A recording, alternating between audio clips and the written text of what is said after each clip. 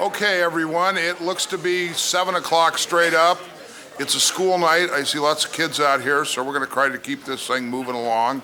Everybody got a chance to talk, but just kind of start on time here. So call to order, and we'll start with a Pledge of Allegiance, and it will be led by Councilman Mike Griffith. You got it. Oh, there he is. Thank you. Face flag, hand over your heart, ready, begin. I pledge allegiance to the flag of the United States of America and to the republic for which it stands, one nation, under God, indivisible, with liberty and justice for all. Thank you, Mr. Lee. Thank you, Councilman Griffith. Okay, do we have welcome to everyone who's taken time out of their busy days to come tonight. We've got some important stuff to talk about, so welcome. I'll take a motion to adopt the agenda. Second. All those in favor? Aye. Okay. We're going to go right into staff presentations and information, but kind of how we're going to do this so that everybody gets an idea. Hopefully there were enough agendas. If there weren't, we can share. But we're going to start, first thing we're going to talk about is just the Measure Y and Z construction updates, just kind of where we are in all the projects. Then we're going to go into discussion action items. What we'll do, just to get an idea of where we're going to go with this process, is we'll have staff do their presentation on the aquatic facility first, on the siting of it. So that'll be the first item we do. They will give the full presentation, then they will give the recommendation. Then at that time, I'm going to pull it back up here to see if we have any questions of staff, and do that. And then I will open it up to the audience to speak on what's been talked about. There's cards in the back. They're a pretty wild color of pink there, so we'd probably be able to find them. And then please stack them on the back, because we're guests here. We don't have the key to the box over there, so that way we can take them home with us. And so fill that out so we can record who spoke. And everybody gets about 3 minutes to speak, and we'll get through it in a pretty orderly way and get everybody out of here in time to do their homework. So staff presentation, Measures Y and Z, third quarterly construction update. Dr. Mannon. Thank you, Dr. Mannon. Good evening, President Lee, esteemed board members, all the doctors in the House, District Cabinet, all the viewing members at home, and our audience behind me. As always, it's a pleasure and honor to stand before you as a representative and spokesperson for the design and construction team seated behind me, and I'll introduce them as I bring them up to speak to the progress of Measures Y and Z. Leading off, we have Jesse Miller from HMC.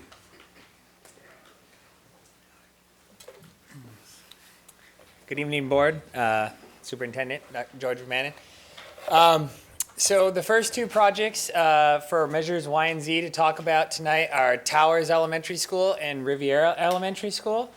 We are in the 97th percentile of finishing those projects. So we are punch listing them, finishing up all the little minor items that were outstanding by the contractors, with anticipation for notice of completion for both of those schools within the coming month. So we are well ahead of the original schedule for both of those schools for completion.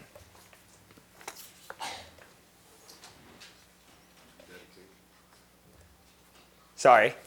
Thank you, Tom. Riviera has a rededication ceremony on April 23rd at 5:30 and Towers on May 29th at 5:30. Yukon, Edison, and Jefferson are the next three for Measures Y and Z by HMC Architects. We are DSA approved on Yukon and Edison. We have all the comments back from the state for Jefferson, and we are looking to go back into them very quickly here. All three projects are currently in the bidding phase, so we are scheduled to start construction on all three of those projects as soon as the school lets out in June. We will have a very fast construction schedule for Yukon and Edison, and we will present the bids to you guys, the school board, in the upcoming May board presentations. I think, oh, another one for me, sorry. So next, West High School and Richardson Middle School. These are the two that we are currently under the beginning phases of. We've been working with West High School staff since early January. We've had about 6 to 7 site committee meetings with West High School staff. Site investigations on that campus are ongoing. All of the necessary information that's needed to collect to produce the drawings and produce the scope of work by Balfour Beatty and their folks is in progress.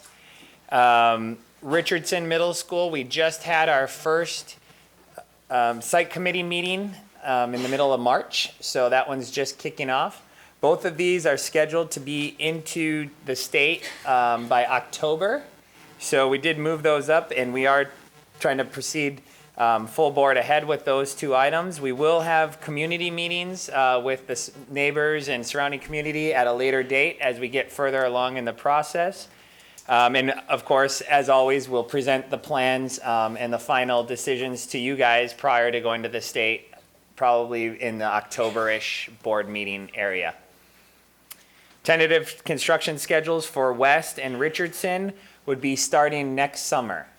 So West would be about a 2-year construction process, similar to the other high schools that we've had. With Richardson, about a year-long construction schedule. Is there any questions on the Y and Z projects, Yukon, Edison, Jefferson, West, Richardson, Towers, and Riviera? How'd you remember them all? They're always on my mind. Well, thank you very much, Jesse. Thank you. Thank you, Jesse. And next up on the agenda is Mr. Paul Westberg, representing Westberg and White. Good evening to the board and the community. North High School, tomorrow, 5:30 in the afternoon, rededication. Anybody that wants to come, enjoy the new high school, a whole new look from what it was when we first started. Major investment by the district. Question about that. Yes. Where on campus will that happen? Do we know at this stage of the game, anybody? Jamie will have to let you know, I don't know. Okay, I don't have that on my calendar, so. No, I don't have the. Okay, thanks. Good question. Yes, that is a good question. I don't know where to go. It's a gymnasium, if I remember correctly. Is it? I think Okay. so, from the card we got in the mail. In the center quad there? I believe so, yes. Okay. Torrance High School, the oldest school in the district. We are DSA approved. We are now officially bid. And we are going to construction the day after everybody leaves campus for the summer. And a long, arduous 2+ years of construction. And so we're really kind of looking forward to that. Any questions on Torrance High School? Oh, Looking forward to it. excellent. Our 3 schools, along with Jesse's 3 schools for this summer, Balfour Beatty, the construction manager for the district, all during this period of time has got their work cut out for them. We have 6 schools that are all going to be under construction this summer in a period of less than 3 months. So lots of work by the contractors, lots of work by the architects to respond to everything and all things. Any questions on those 3 schools? I think Okay. that covers it for me. Thank you. Thank I think you. I'll be back in about 2 seconds. Yes. Okay. Thank you, Paul. Any questions from the board? I guess not. Still no new teacher? Okay, so we're going to go to discussion action items, and the first item up will be the siting for the, I'm going to do a couple of things before here, but the siting for the aquatic facility. We're really not going to talk about the design of the facility. That will be another meeting where we talk about the design and how it's going to look and things we're going to do with it to the fine details. Really, this meeting is so we can start the process, and we can't start that process until we have a site. Speakers wishing to address the board on agenda topics are permitted 3 minutes per topic. Total time granted to public input shall be limited to 30 minutes per topic, but I suspect we may extend that. The board policies require that public presentations to the board comply with certain procedures, including items 2 to 3 listed in oral communications, which is be nice and we'll be nice and we'll get through this. So on that note, I will take it to Dr. Mannon, who will push it forward. Mr. Oh, Lee, wait a minute, we need to have a motion to get it place on the the floor. item on the agenda, so So moved. Second? all Thank those in you. favor? Aye. Thank you, Mr. Lee. Okay. At this time, calling on Paul Westberg of Westberg and White, who is already at the podium, and he will go through the sites that are available. Just a reminder, we started with the Joint City District Committee in December, discussing various sites and whether or not the city wanted to be involved in the project. The city determined they did not want to be involved in the project, so that falls then back to the district. The sites which Paul will present and have been made public are the ones which TUSD actually owns the property. Therefore, we would not be purchasing any property with this. And Paul has some announcements, and then he'll follow through with the different sites. Good evening again, I am back. Couple housekeeping items, first of all. In the audience here as part of my team is Doug Perrell, who is part of Aquatic Design and a firm that we're using in other school districts for doing aquatic centers also. He is also a present, sympathy needs to be had, present board member at Glendora, and has done thousands of pool facilities throughout not only this country, but outside of this country. Also, John Gomer, who is the architect and the lead for me in this particular district and is working on this project.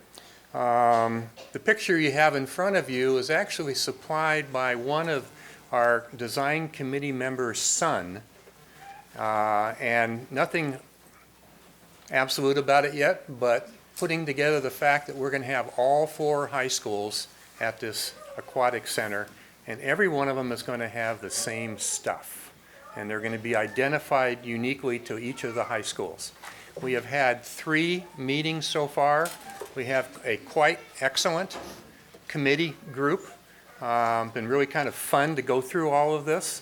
We're kind of breaking new ground a little bit, and we're inventorying lots of things that a lot of the people that are involved with swimming in this community would like to see have happen, including one of your high school principals, Dr. Ron Richardson, who also is a swimmer. So we're getting lots and lots of input. Some of the base programs that we're dealing with here help dictate some of my comments pertinent to each one of the sites. One is that we are hopeful to have parking sufficient to deal with major meets in the future.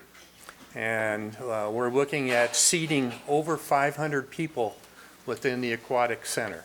That means that we're looking to have parking capability of more than 400 cars at the particular site. And that means 400 or more cars not parked on the street, but in the facility itself. So those are some of the base parameters. The footprint for the overall development, i.e. everything inside the walls and the gates, buildings and pools, and we're talking about a big competition pool and a warm-up cool-down pool. Some of our base parameters are that we're going to have shower locker rooms for each one of the high schools, both male and female. And so that whole footprint is 66,000 square feet, which is part of the parameters of what helps me be able to look at a site and determine if the impact of what our program is overburdens the site, or whether the site can adapt to it and function appropriately. One of the other criteria that was given to me was that we need to define a site that's most centralized to the overall district and not out into a peripheral area. So, having said that, Question, so 66,000 square feet looks like what? like a big rectangle. So, but like a stadium, a football stadium size? I think you could probably Building? say that, yeah. But I I mean, think it'd be the that's a fair- size of the football field, not the Yeah, stadium. not including all the bleachers and Yeah. everything. But the yeah, field itself? That's about, order of So magnitude. to give us an idea of the size piece that So we're everybody looking, can kind of envision it. Good input, thank you. good input. Okay, first site, existing Griffith site. And I'm going to kind of read this, kind of like in school when you're taking tests. I'll read aloud while you read quietly. We start out with pros. It has adjacency to public uses, good access in a couple different directions, and minimal impact to adjacent residential uses. Now, that was something that we are taking into consideration on every one of these sites. How much impact, if we're talking about 500 cars and 500 or plus people, there is a physical impact to getting to that site and leaving that particular site. And thus, that is some of the concerns that we have. Okay, the cons. Well, first of all, it's a very small site. So the shape of the site is not very efficient. It's adjacent to city parking, of which we might be able to, or need to be able to ask the city to be able to give us the ability to park on their site. We don't know whether that's available yet or not. So that's a problem that we have. Potential conflict with the park parking use. I've been there at that particular site when they've had their farmers market. All right, there isn't a whole lot of places to park there, and it's a very popular, very active facility.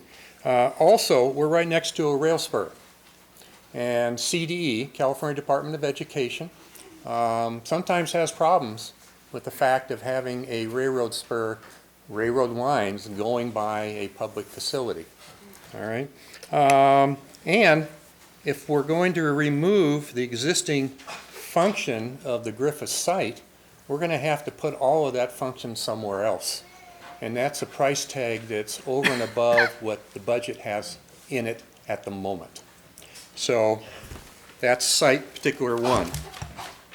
Okay. Everybody be able to see the site? Great. Okay. Site number 2 is the existing Hamilton site. Pros. Obviously, it has direct access, a fairly major arterial that runs along the front of it. We're not envisioning really interrupting any of the existing buildings, which was an existing, I think, an elementary school site one time. And we're going to be able to, we have a lot of parking available, a lot of asphalt, all right? What are all the cons? And you keep seeing the cons are always bigger than the pros. The cons are that it's going to require all 100% of that existing parking. So if in fact the existing site function and a swim facility are going on at the same time, there's a tremendous impact that might cause cars to be parked on the street. Proximity of the aquatic facility adjacent to single-family use. We got housing right next to us. So I consider that sometimes a problem, having the residential use there. We're right next to the 405 freeway. If this was a site that Department of Ed was reviewing, if we were looking for a new elementary school site or any kind of educational function, they would probably frown present day on having more educational function adjacent to a freeway. Requires removal of 4 existing structures, albeit these are portable structures, but still we would be throwing away some asset that the district has. It requires, and I see a lot of baseball people here, all right? So it requires the elimination of 3 existing baseball, softball fields, no room to relocate, okay? Limited visibility from the street. In other words, if you don't know where you're looking, if you're a visitor, how do you find it? because it's going to be back behind the buildings. And it's also, as I said earlier, one of the programs was, you know, centrally located to the district, and it's not terribly centrally located to the district. Okay, that's site number 2. If we go to the existing levee site, buried in the residential area, all right. So the pros, well, we have 2 of them. Direct access from adjacent street, albeit a small residential street. Partial use of existing paved areas. In other words, we can use some of that parking lot, but we're going to have to put some more in. Lots of cons. Both street access via single-family and multifamily residential neighborhoods. Increased traffic volume. We have in the state of California Environmental Quality Act. We're going to have to do CEQA. We're going to have to do all kinds of traffic studies. We're going to have to verify that we're not impacting the neighbors. And so that might be a high hurdle to achieve. Removal of 6 existing structures. Got lots of portables out there. Use of at least 50% of the existing parking. Removal of a baseball field and compromise size of other fields, and remove 3 or 4 other grass playing fields, soccer and other sports. Occupies almost 50% of the existing facility, and we also need to relocate the YMCA child care facility. The last site. As I've been kind of told over the history of this, this used to be an old Navy site. Oh, sorry. So we will call this the existing Sherry site. And it has the pros. Let's go to the cons first. Elimination of another baseball field, albeit that I think it's a softball field for Torrance High School. And modification and relocation of district shelters, grounds department. Up at the top right hand, above Torrance Elementary, is where the district has its central facility for all the grounds and mowing and all of that. They have adapted to the space that they were allocated, but though we went in and took a lot of pictures of it, they're probably using about 50% of that, so I think the possibility is that we could probably encroach in that a little bit and kind of clean that up. As we drive in there, nobody in the community really sees what's back there, but it probably needs a little bit of attention. So the pros, we got a great big parking lot, and we're on a major arterial. Good access, good point of entry, secondary access also along Torrance Elementary. So we could access this site from both sides, parking capability as such. Good service access via the district maintenance yard, available land area with relocation of 1 baseball field required, current similar use of football field and parking, sharing parking use. We do have Sherry School on this particular site. The entire road that enters into the site from the major arterial going to Sherry is our property. To the top, as we all know, that is SoCal Rock, which at one time was old Navy buildings too, and then they've kind of cleaned those up and added some more buildings to them. The footprint that we're showing right now is merely just a suggestion. We do want to save, my suggestion, save those 3 big beautiful trees, because one of the things that we're talking about in the program for the aquatic center is maybe some outdoor barbecue areas where people can kind of congregate a little bit, and the trees are just really gorgeous out there. We have almost 500 parking stalls in this particular location. Needless to say, I'll cut to the chase. Of all the sites that I've looked at, and there are other ones that we've already abrogated away, this by far includes everything that we need that any of the other sites don't meet the level of need. And so I am highly recommending that this be the site that we place as a professional architect. Yes, Mr. Wormers? You've drawn an interesting series of boxes on this site. Can you Yes. elaborate on those just a little bit? I mean, obviously, the triangular shaped thing off to the left is the parking of SoCal Rock, which is ours. Right. What is the diagram around the ball diamond? What is? The right-hand rectangle is roughly the footprint of the 66,000 square feet. I deduced that by looking at the football field just to the right. It's about the same size. That is correct. That is correct. And then the middle kind of semi-box is just open space. Okay, and then the ball diamond? The ball diamond, we're kind of re-looking at whether that's a good position for it or whether we rotate it a little bit, but we're looking in our budget of having some improvement to the ball diamond as part of this project. So we may keep that diamond, is what you're saying? Oh, yeah. We would make keep it that. Yes. That would be Torrance High's baseball field. We will need to, once we do construction over there, we will need to upgrade that field, because obviously, with the equipment that's going to be over there, that field's going to get chewed up. And Torrance High is aware that that is part of our plan. Mr. Lee, our professional staff at the district concurs with Mr. Westberg, and it is our recommendation to select the Sherry site. As you can see, the other sites all have some difficulties with them. We believe this is the least disruptive and the best site for the aquatic center. Thank you. Thank you, Dr. Mannon. I have one question in looking at the Sherry site. That baseball diamond, the baseball diamond to the north, the bigger one, was what I called the JV field when I went to Torrance High. Unfortunately, I was never good enough to play at Torrance L, so that's where I had to play. But below it, I think, is a softball field or, It's a The one with practice, the backstop backing up to Sherry. right. it's a Yes. practice field. And the girls softball at Torrance High School plays where? Wilson Park. At Wilson Park. Yeah, Okay, this so- is a practice field for baseball. Okay, so there will be no Correct. baseball programs dislodged in this location? Torrance High School believes with an upgrade for the one field that they can schedule that way. Yeah, because this is in fact, Torrance High School is one of the few high schools that has two baseball. Correct. fields. The JV field and then Mm-hmm. the field they have at Torrance Park.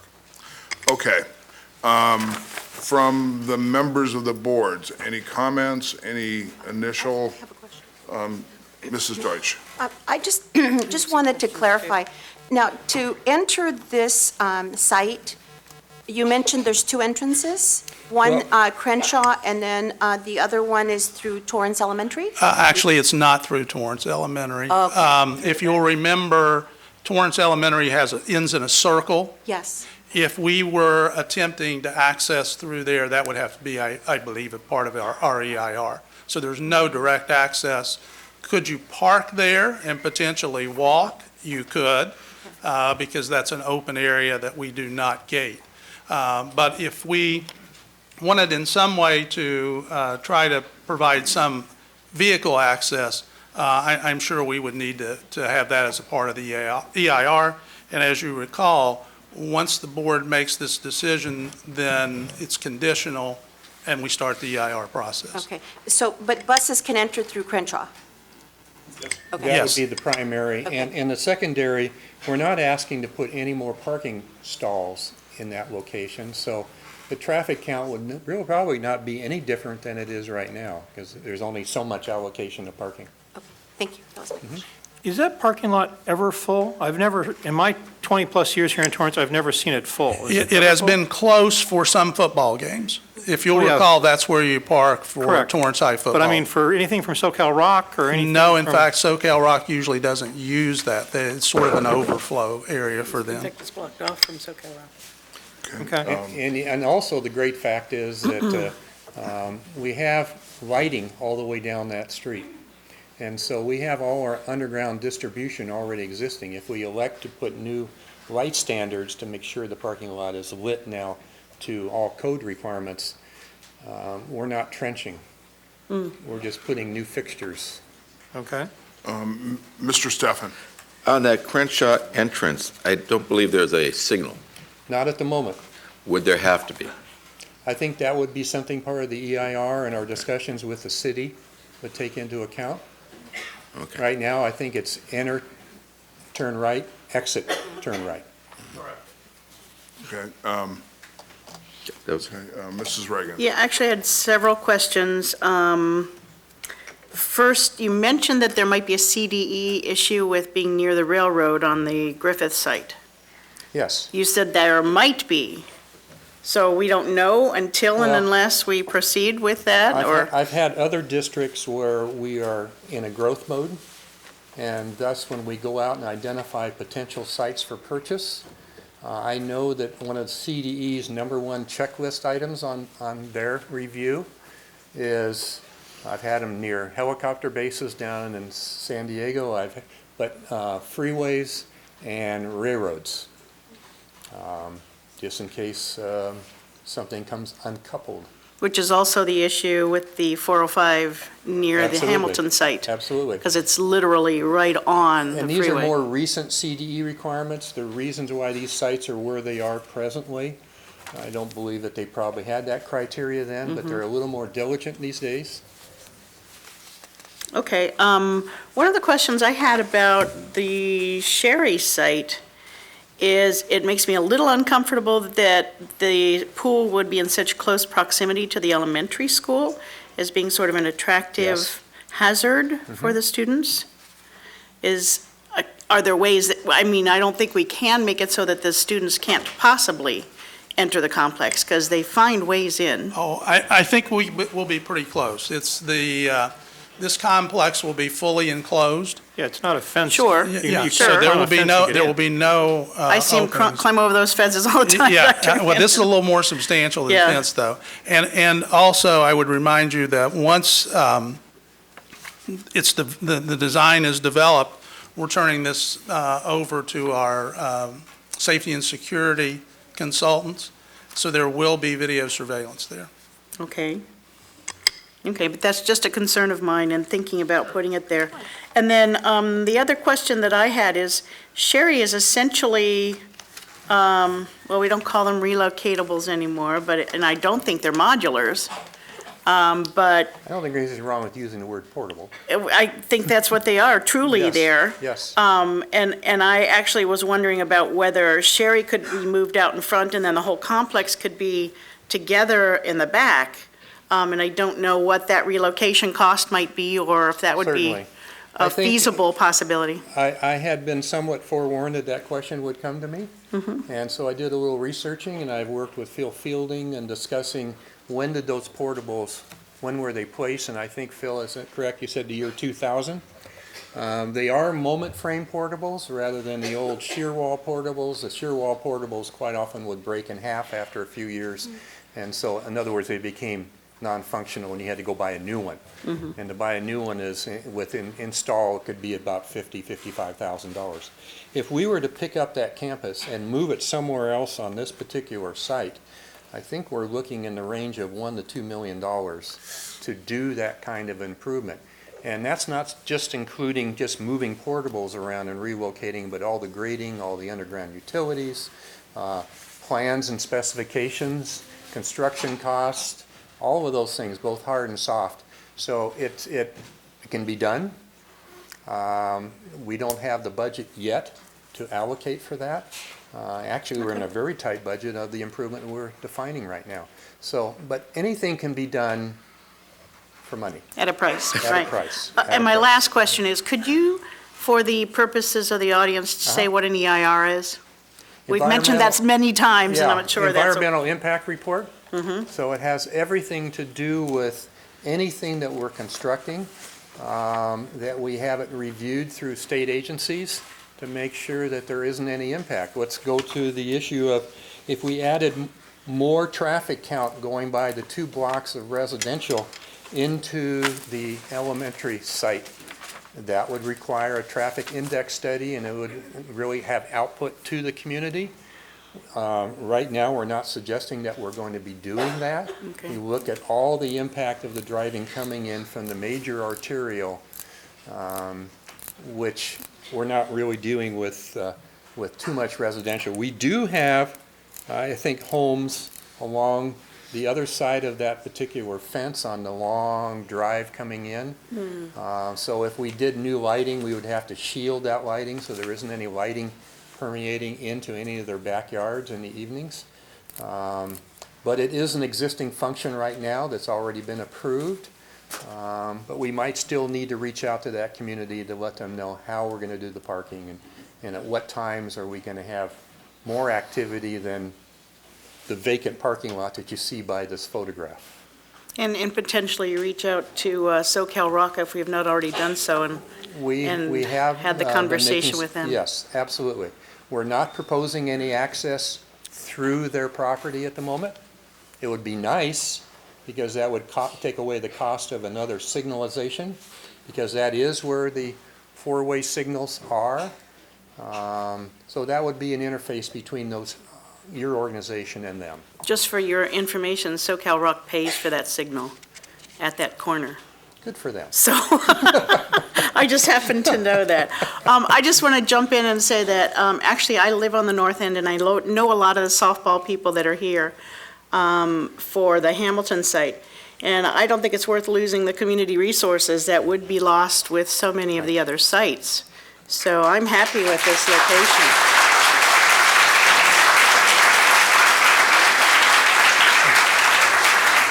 I didn't expect applause, but I'm happy with the Sherry site, and I think we will have to work a little bit with the design and the positioning and all of that, but We are so much in the early preliminaries, but this was not a hard decision. There's not when one you look site at it that's all, just yeah. almost reaching out and shouting at us and saying, this is where we need to go. okay. For the sake of the audience, can we back up just a touch and so everyone understands how hard we did try to work with the city, and we actually ran through some city locations that simply were not feasible, and the city was not inclined to surrender the property. And I completely understand why they don't have enough open space as is. Can we touch on that just slightly so everyone understands that? Yeah, I think, Mr. Wormers, I know through the process I know staff had a couple of meetings with the city personnel looking at different sites in the north end, the south end, even at the new transit facility site as a possibility. And we ran all those basically to ground to make sure, because during the campaign, we said we would look at every available option for this site, because it is a facility that all 4 high schools will use. And it's a pretty important facility. It's been a while in Torrance since somebody's built a $15 million building. And so, a public building. So, we basically drove all those to ground, found out those were not possible, then reverted back to what we had looked at for city sites, or school district sites. These were really the only 4 sites that had any possibility. And so, as part of the review that we should do in public to discuss these kinds of sites, we're doing that tonight. Now, I kind of, again, apologize a little bit because we've got a bunch of kids out here that are concerned about their play diamonds and the softball fields and the baseball fields. And I personally agree with a number of emails that I got today that I do not want to eliminate baseball fields of any kind to put in the aquatic facility, especially when we have a much better option that's been delivered to us tonight. But we needed to do our due diligence to go through all of those possibilities, because you never know until you come to a public meeting how the public's going to react to something. And this really didn't happen overnight. No, we've been working on it. We've been spending months and months on this. We have tons of photographs at every one of the sites, even the sites that we have excluded because they just were not appropriate at all. So these were the most appropriate, and yet one just shouts out at you in comparison to everyone else. Mr. Lee, Mr. Farrell's here from Petrel Engineering. If you would mind taking a few moments, Mr. Farrell builds basically, as an engineer, constructs over 1,000 swimming pools, I think, a year nationally. But I know you had a question or received a question about one facility for 4 high schools, and Mr. Farrell can talk about, I think, where the trend is now for school districts on that, if you would like him to do so. Yes. So everybody knows, I'm the president of the board. You stole our superintendent. Oh, we didn't steal him. Thank you. But that's okay. We appreciated having Dr. Mannon in our district for the years that we had him. So you know a little bit about myself. I'm a swimmer. I come from a swimming family. I have 4 kids that were NCAA Division I swimmers. I've been to more swim meets and cooked more pancakes than I care to remember. And so I know not only the engineering side of swimming, but also the swimming side of swimming and the U.S. swimming side. And I've certified pools that have had over 15 world records in them. And we know swimming quite well. Where this type of facility, this is the one of a kind around here. So you know this will be pioneering type facility. Where this facility is common is in Texas. Texas is very common where an ISD now, not a USD, but an ISD it's called, Independent School District, has one major central facility for their football programs, for their baseball programs, for their swimming programs. One in particular that we designed was Conroe, which is near Woodlands, near the Houston area. It is a stretch 50 meter. It has 5 high schools using it. It's a little bigger than the pool we're talking here because it has double bulkheads. So you're allowed to be having simultaneous workouts going at the same time. And they find that this facility then is economic, it's exciting, it brings the kids out, and I think Torrance is just like Glendora. Glendora was a swimming city waiting to happen, and if you build it, they will come. And in Glendora, we now have girls swimming that's had first and second place CIF finishes. We had the National Women's High School Swimmer of the Year 2 years ago at Glendora High School. And this is coming from a program that was nothing to 400 kids in a pool a day during the summer. So it's really the demographics, I think, will. One thing about swimming, you never ride the pine. You're always in. No matter how good you are, you can always swim. And you'll even be in a race. You may not win, but if your time's better, you do it. So it's a sport that brings everybody. And then, of course, water polo comes with it. So this idea will allow these high schools to be together. We've also looked to have some gang outdoor showers, which is a very social part of swimming for those who are swimmers, like to get in the showers and chat and talk and talk about the meet, and even competitors that know each other from a club level. There's so much good things that can happen. It's a men's and women's program. It's also a men's and women's coeducational program. Teaches young men and young women how to get along with each other and to talk to each other, and it's a great program for social training of young people as well. So we think this is a pioneering type facility in Southern California. So this is exciting. Now, 30-plus years ago in Colorado, they built swimming pools for each high school in Pueblo. That's no longer done, is what you're saying. It's now collected into one, it's a standard practice? Not around here, it's not. It is in Texas because they can't come up with the land. They're building high schools so fast, they can't come up with the land, so Texas came up with this type of facility. And when George came to me and said, this is what I'd like to do, I'd say, well, we showed him pictures of several facilities where this has been done. In some facilities, coaches will have to adapt. You'll be working simultaneous workouts, but the beauty of it is that everything is centered. Your facilities are centered in one area, and also your facility people who have to operate your facilities, your trained managers can all be in one location servicing the pool. So in terms of economics, it is by far the most economic way to do it. And that's where Texas has gone to, and they're now building these in all their ISDs. Okay, thank you. Okay. So can I ask a yes. question too? So you keep talking about it being an economical solution. So the monies that we have in terms of the bond monies will be sufficient to create the facility that we're looking at? The type of facility? Right now, what we're looking at, we can. Okay, We can. And this is a facility, it's called a stretch 50. That means a 50 meter with an extended area for a bulkhead to park itself. So what you will do then is have it divide, the bulkhead can move and divide the pool into various sizes to fit the event. It can move up and down. You see these in Olympic pools. Yeah, I've seen that. Major championship meets, you can have water polo with floating water polo goals.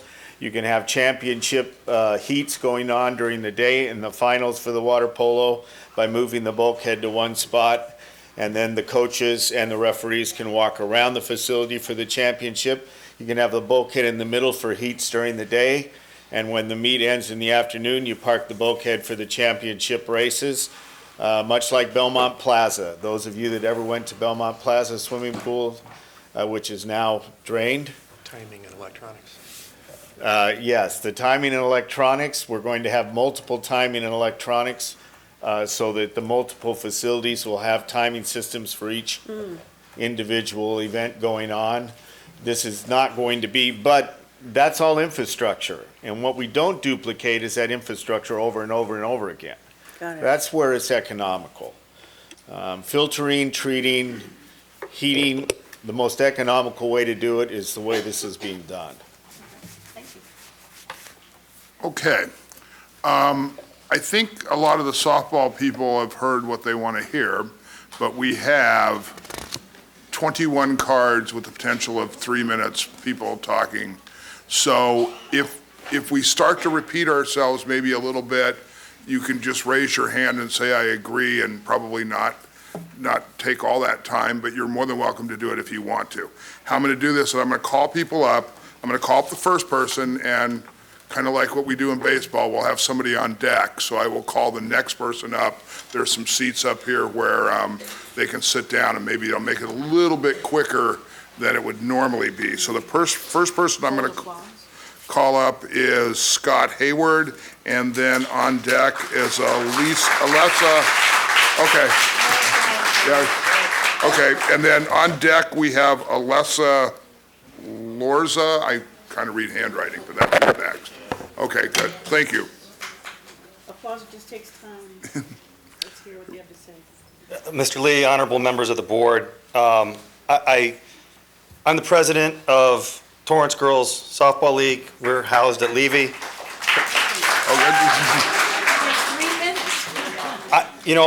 I wrote a beautiful speech that I'm sure would bring all of you to tears if I gave it. But if the inference that I'm drawing from what you said is that Levy is an unlikely site and that the Sherry site is going to be, then I will simply come up there and give you all a big kiss. Okay. And send all my girls home so they can go do their homework. And that, I think, would cut everything short. And so if we get these nonchalant kind of nods and indications that we're good, then we will, again, just thank you very much. And One of your girls is my daughter. She needs to go do homework. But wait, before you go, though, I do appreciate your attention to this issue and your obvious support of our students and the sports world. The show of support is louder and more significant than any words that I could say tonight. So again, we'll thank you for keeping us safe and giving these girls a place to continue to play, hopefully for years to come. So thank you very much. Thank you, Scott.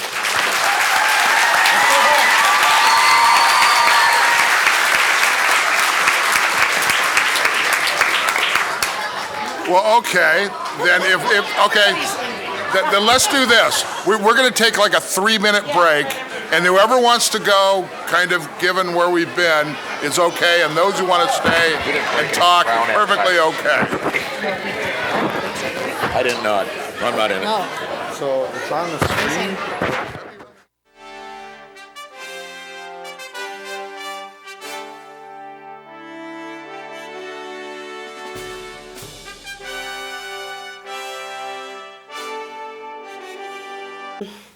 As you look forward into improving this community, I would like for you to take into consideration that Torrance High does not have a softball program or does not have a softball facility on campus, and just like all these other Torrance High schools do.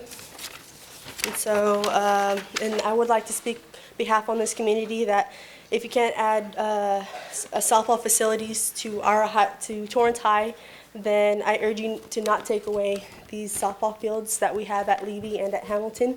And and I want to say thank you for your time, and I appreciate that you guys won't take away these two facilities for all these hundreds of girls that look forward to playing this sport and having the opportunity to live their dreams and have a very successful future.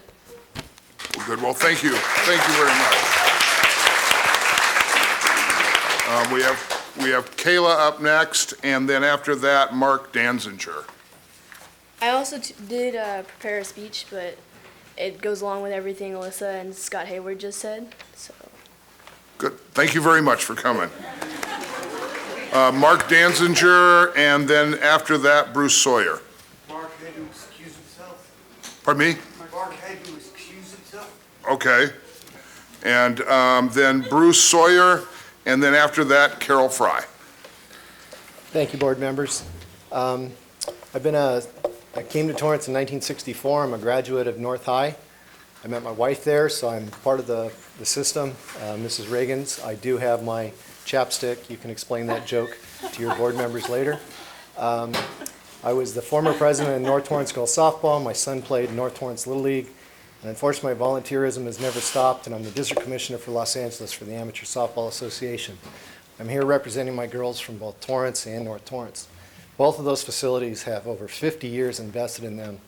The relocation of that we know isn't going to happen. So I just wanted to reiterate how important those programs have been. I appreciate the gentleman saying build the swim complex and it'll grow. Torrance is a big baseball and softball town. All of our programs have turned out tremendous athletes. The Wheeler brothers from Torrance are playing baseball, Major League Baseball, and North High's had the same. And from Little League and from the girls softball programs, they feed those high schools. This really is a baseball softball town. It's not that I want to take away from the swimming. I believe kids should play multiple sports and have as many opportunities as they can. I just didn't want to see an impact to our community for the existing organizations that are already there. Thank you. Well, thank you very much, Bruce.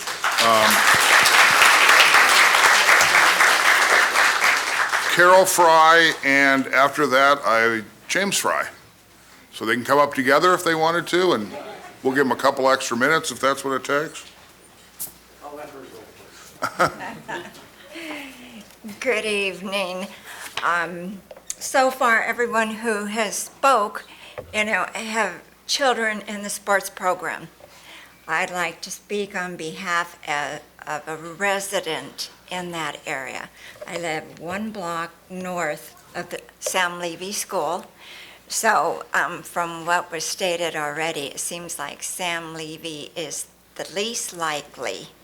And I can see why, because we went through the heavier traffic and the situations when Hull was temporarily relocated to Sam Levy, and also the things that you'd have to consider for the neighborhood with pollution during the construction of the site, the traffic, the noise.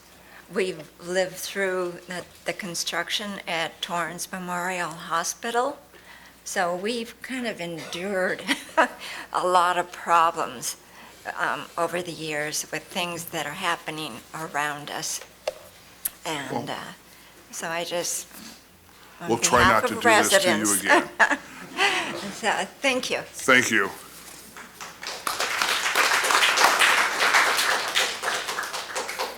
And next up is Elena Berman. I'm kind of maybe not getting that right, but something like that. Thank you. My name's Jim Fry, James. My wife and I have lived at the same location now for 45 years, which is just north of Levy School by 1 block. Like she said, we've gone through the whole transition. Those of you that are familiar with the area know there's no major access to that site. They're all city streets, and they're all small city streets. And when Hull went in, they put stop signs all over the place, which people tend to run day, night, whenever you want to talk about it. I also think it's a bad site because the Madrona Marsh area, it used to be a swamp down in that area before they started putting in the commercial buildings with the big foundations and everything, which will have to go on if you guys put an aquatic center down there. So we got some geologic stuff, and then again, the traffic impact for those of us that live in the area is one of our big problems. And I have one other question to ask that nobody's brought it up. It's, is this aquatic center for Torrance students only, or is it going to be open to the general public who pay $5 to get in and go swimming? No, it's not going to be a plunge. It's not going to, the Benstead plunge will continue to be the recreational Okay, so swimming. this is strictly for our schools? It's for the schools and competitive swim meets. Right. So it's going to be, this is a competition pool. This isn't you want to go for a swim on a Saturday afternoon and you jump into this pool. I mean, it's not That's why like- we have the Benstead Not like the kids can plunge come now. off the beach and come in and... No, that's not what this Do something like facility is that. at all. Okay, that's one of the things I was worried about. Thank you very much. Thank you. Okay. Elena Berman, no. Margaret, oh, no, she is here, I'm sorry. Come on up. My bad. We might have to get a microphone down to her. We'll pick you up, don't worry. Good evening, board members. Hello, my name is Eliana. I am a resident of Torrance. I am here to tell you do not make Hamilton an aquatic center.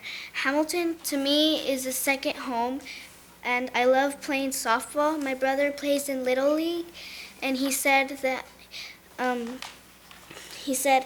if I can't, it would be very sad if I can't play there anymore. So if you choose Hamilton, all the other girls won't know where to go. That means I probably won't see them anymore. So please don't turn Hamilton into the aquatic center. Thank you. Well, thank you very much.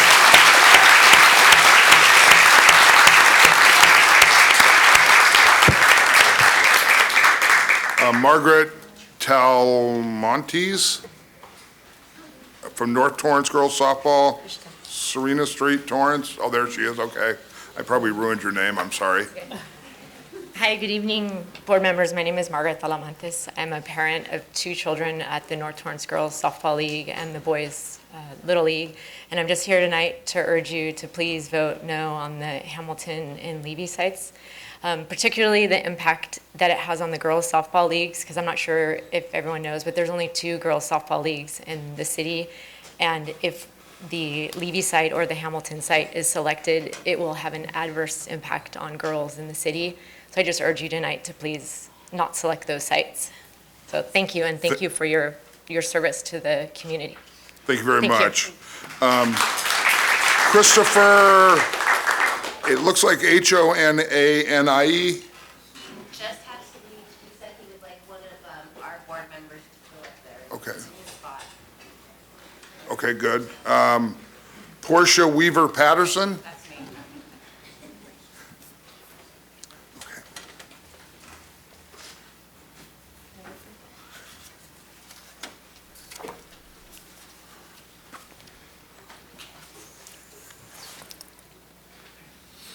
If you want them in order, I'll take it. If you want them in order, I'll take it. Okay, Can I just take that, please? Yeah, they pick up. and you're Lauren. Lorena. Lorena, I'm sorry, there we go. My Keep in name's order Lorena here. Naras. I'm the president of North Torrance Girls Softball League. So I'd just like to ditto what Scott said, and please don't take away our fields. And if we can dismiss our girls to go home and do their homework and go to bed, as well as the boys from North Torrance Little League and the Hamilton site. Yeah, I mean, hopefully everybody's getting our drift, so those people that need to go home and do homework, I don't think the Hamilton site or the Levy site appear to be at risk at all at this moment. Perfect. Thank you.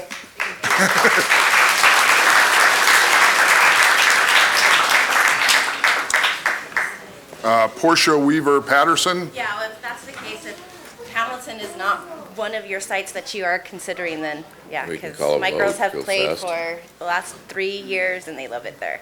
Okay, well, good. Well, thank you. I just wanted to give everybody an opportunity that wanted to speak. Paige Hayward? We're good, okay. Savannah L. Katzinger? We're going through. Raise their hand. Elisa Yee? Okay. Michelle Proctor? Here she comes.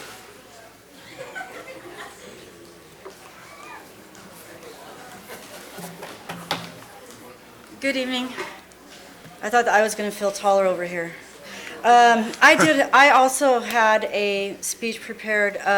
Both my kids were in North Torrance Girls Softball League and North Torrance Little League. I was also an umpire and a board member for both leagues. I've also had a travel organization of baseball where we did fundraisers at swim meets.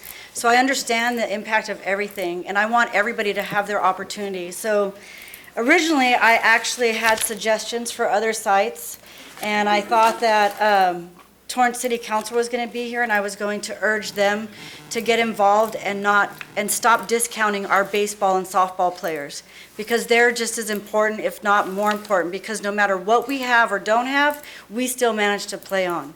And since you're not going to impact either us or Levy, because they're our sister league, I thank you very much and have a good night. Thank you. Michelle Proctor? Okay, that's you, okay. Lisa Wormers. And I think she went home because she's related to my fellow board member. Audrey Cho. Working our way through here. Melissa Sawyer.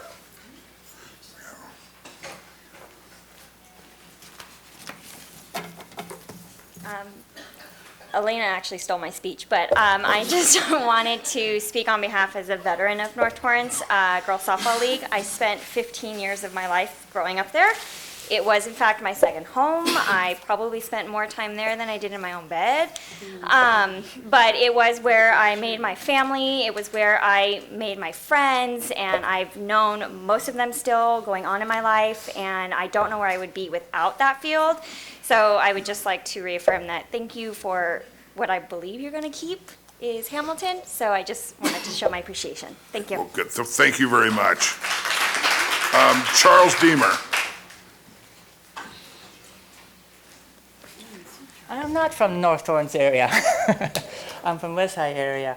I have more technical questions about the center itself. I mean, Cherry does seem to be the most logical location with the facilities that the school district has, and it's unfortunate that the city was unwilling to concede a couple acres of land for this. But since they aren't. It was perfectly okay. There's no animosity. There's no, Oh, it no, was just, we kind of went through a process and No, I was wanted just thinking to over make the sure we years. found every site. So I Yeah, don't want anyone to think that there was anything other than we just kind of ferreted out every site we could, No, I'm and just some thinking of about a them were couple of sites theirs. that the school district had that have gone to the city over the years.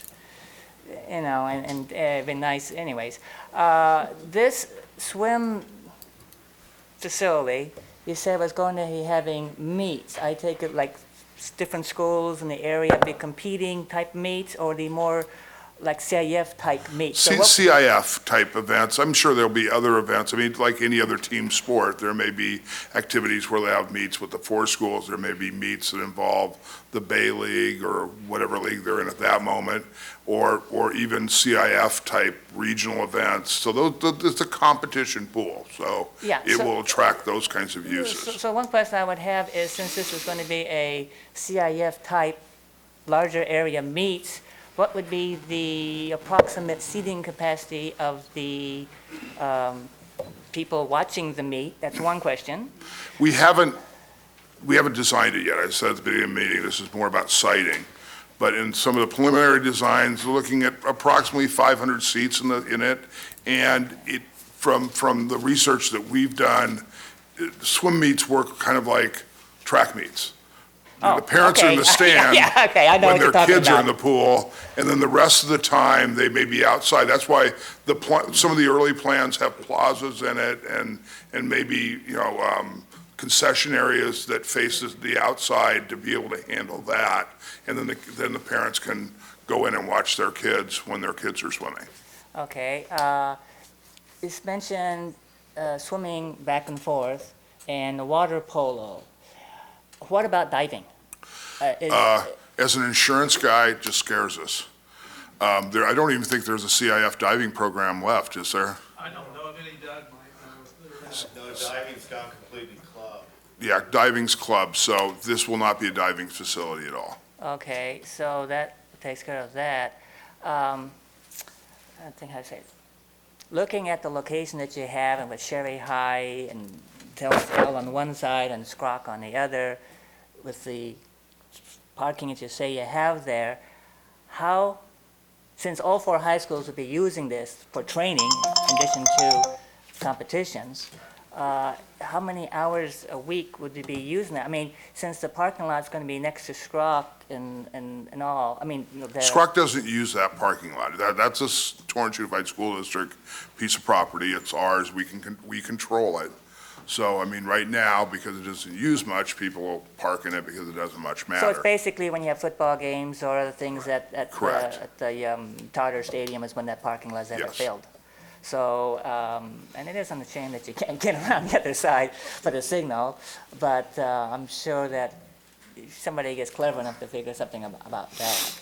I don't want to cut you off, but you've gotten to our 3 minutes. What would be the construction time? Pardon me? Approximate, the construction time approximate. Once you get all to the point, everything all cleared. Designed and approved, about 1 year. 1 year. So we're looking probably 2 or 3 years before it actually So it's a opens. couple of years before somebody's swimming in that pool, probably. Yeah. So it's probably a couple of years before you and I are diving into it. No diving. No, well, we can Yeah, jump. no We can diving. jump. Yeah, that's right. We can jump. Oh, well, let's see. Mr. Lee, doesn't that center seat seem much more comfortable than it was when you was up there before? No comment, no diving. Don't dive. Thank you, Mr. Deemer. Deborah Olson.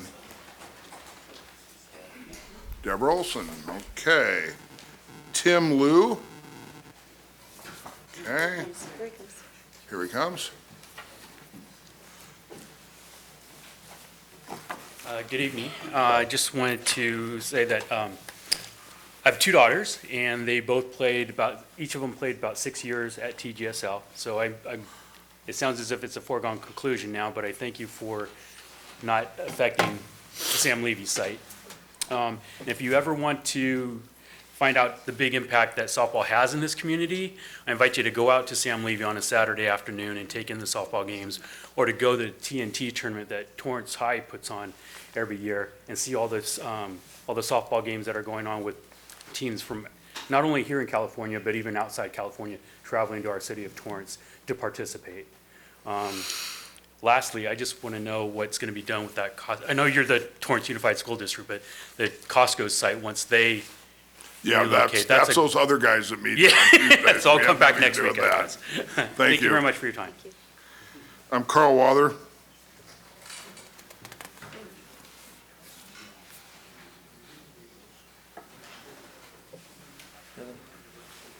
Good evening, members of the board. I'd like to address an issue that I had addressed recently with access to a facility like this out of a residential community. And we had an issue with the excessive amount of traffic to move into a really small space through residential streets. Now, we have at this site, at the Sherry site, Crenshaw is the main entrance. And I can tell you that I've gone to many football games because a bunch of my grandkids went to school at Torrance, and a bunch of my kids went. And it's pretty hard to get into that place if you're going southbound. But I also would like to caution that not only are you going to have the weekly football game there, now you may have traffic many more days a week, and it have a different effect on the community than just what we experienced with the football games going on at the Zambrini Stadium. So I'd caution you to look at that. I had that issue with the City of Torrance Planning Department, and I have to say that the process they had for traffic planning was atrocious and inappropriate, so take a look at it. Those issues will be dealt with when we go through the environmental impact review process. I understand, but I'd like to put it on the table. And actually, the Torrance Unified School District with a consultant will be driving that process and driving the recommendations. And there could be a recommendation for some roadway improvements or different signaling or things along that point, and we may not even we may not even know all the options at this point. So that we'll have another public meeting on that, we'll be able to talk about that, and this process will be pretty transparent. Thank you. Thank you.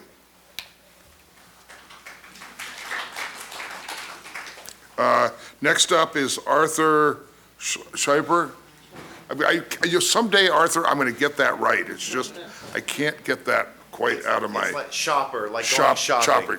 That's usually what I tell people when they have a hard time with it, so. Good evening, Torrance School Board and staff. I saw the 4 sites that all of you presented, and the other 3 certainly aren't appropriate compared to the Sherry site. I like some of the questions that Mr. Warmers had addressed specifically. Well, the first thing that comes to mind, of course, I'm a Torrance High grad, but also a Torrance Elementary grad, and I see that it's cutting into some of the field there with Torrell. Is there any impact what's the impact going to be on that elementary school? Are they going to have to start shifting it more toward the east so there's more room, or? It's actually just a little corner of the pavement on what I would call the western border of the school site, which is really a part of the school site that isn't hardly used. The main playground for Torrance L is to the east, and that's really where the bulk of the activities there go on. It may not be in exactly that location, but it'll be in that approximate location. I could see it going long and narrow through there maybe, or some other configuration. But again, this is more siting than it's going to be actual design. The design will come back to the board in a public meeting, and we'll be able to talk about that. And we'll probably have 2 or 3 design options at that point. And the other thing is regarding the traffic issue, because it was pointed out that when individuals come to Torrance L, there's just a loop and then they leave out. Has there been any discussion about creating some kind of a pathway that connects to Crenshaw for the future? Because it seems to me that's something to start considering now, because there's going to be more traffic for the aquatic center as well as for the football field. I'll speak for myself personally. I'd be a little worried about a connection in there, because that would then become a cut through and would impact the residents to the east quite a bit. And that, I think, would create more of a disruption. I think for the most part, it'll be a secondary entrance. I want it to look nice, because I think all of us want it to look nice from that side, because instead of just being a big concrete wall, there'd be a secondary access. I think the architect talked about that. And again, we'll get through that kind of through the design phase, as we go through that. That's fine. I would say, again, concurring with what a lot of people have shared here tonight, that Sherry site is really good, especially regarding the parking element, that it's already in place and it's not disrupting a lot of people. So I certainly would hope that you go along with that, and it sounds like you're going to do so. And just one more thing, Terry, it is gray. I took another look. I'll see you later. Thank you, thank you. John Westergaard.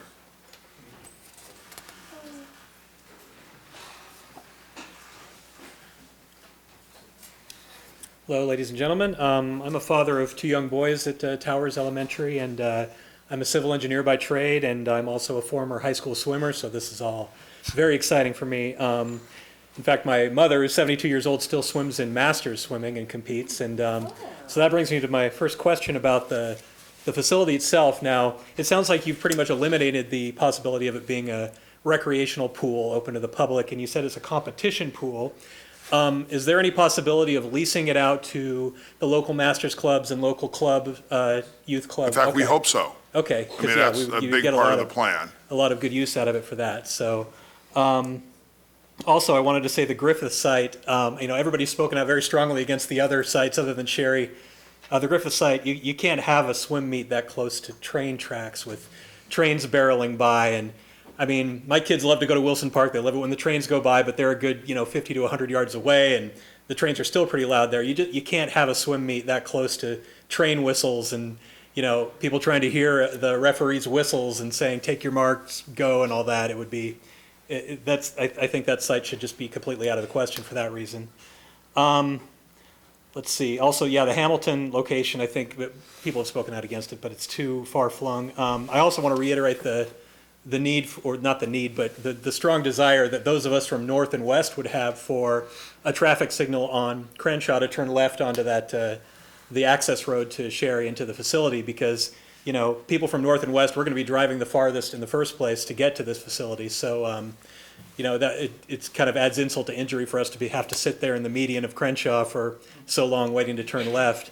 I don't think that somebody had mentioned parking would be a problem. I don't think that's going to be a problem, because unless we schedule a big swim meet at the same time as a Torrance High football game or something. I don't think we're going to do that. Let's see. I think that's about it. That's the only question I had. I just wanted to say it's a really exciting time to have young kids in Torrance with everything going on with the bond measures, not just the aquatics facility, but the gymnasiums and the performing arts facilities and all the improvements. So thank you all for all your hard work. And Towers looks pretty good right now, doesn't it? Looking better. It looks Yeah, better than when yeah. my kids went through there, yeah. Okay, good, thank you very much. Mary Morris. And I think that gets us to the end. Good evening. I'm part of North Torrance Girls Softball, and I understand that we've made a really great decision tonight, so I'm pleased about that. But I just wanted to echo the passion that was in the room and why you had the turnout that you did. And I think a lot of kids spoke. You didn't get to hear all of them because we've been talking and meeting and things like that. This really transcends sports for us, so that location is kind of our lifeblood, and I would say that's true of Levy as well. And I realize that you have to make decisions objectively, and you most certainly can't make promises, but I would tell you that you would get this kind of turnout and more each time something like this might come up from both of those facilities, and including the boys' side as well. So that's all I wanted to say. We hope not to bother you anymore. Thank you. Okay, I am out of cards, so we'll probably, Mrs. Taji seems to be coming down. We will get a card from her later. Good evening, members of the board. I have a question about your statement also where you said that this was not going to be, it was going to be for the high school aquatics programs and for competitive swim meets. In the TNU questions and answers, it says provide an aquatic center for high school swimming and water polo programs and for the entire community as well. Well, and that would be club teams, any kind of competition Okay, events. I believe USA entire Swim. means the entire community, so that doesn't include me because I'm not a member of these organizations. I just want to point out, I think it was a little bit misleading if that's where you're leading. That's all. Thank you.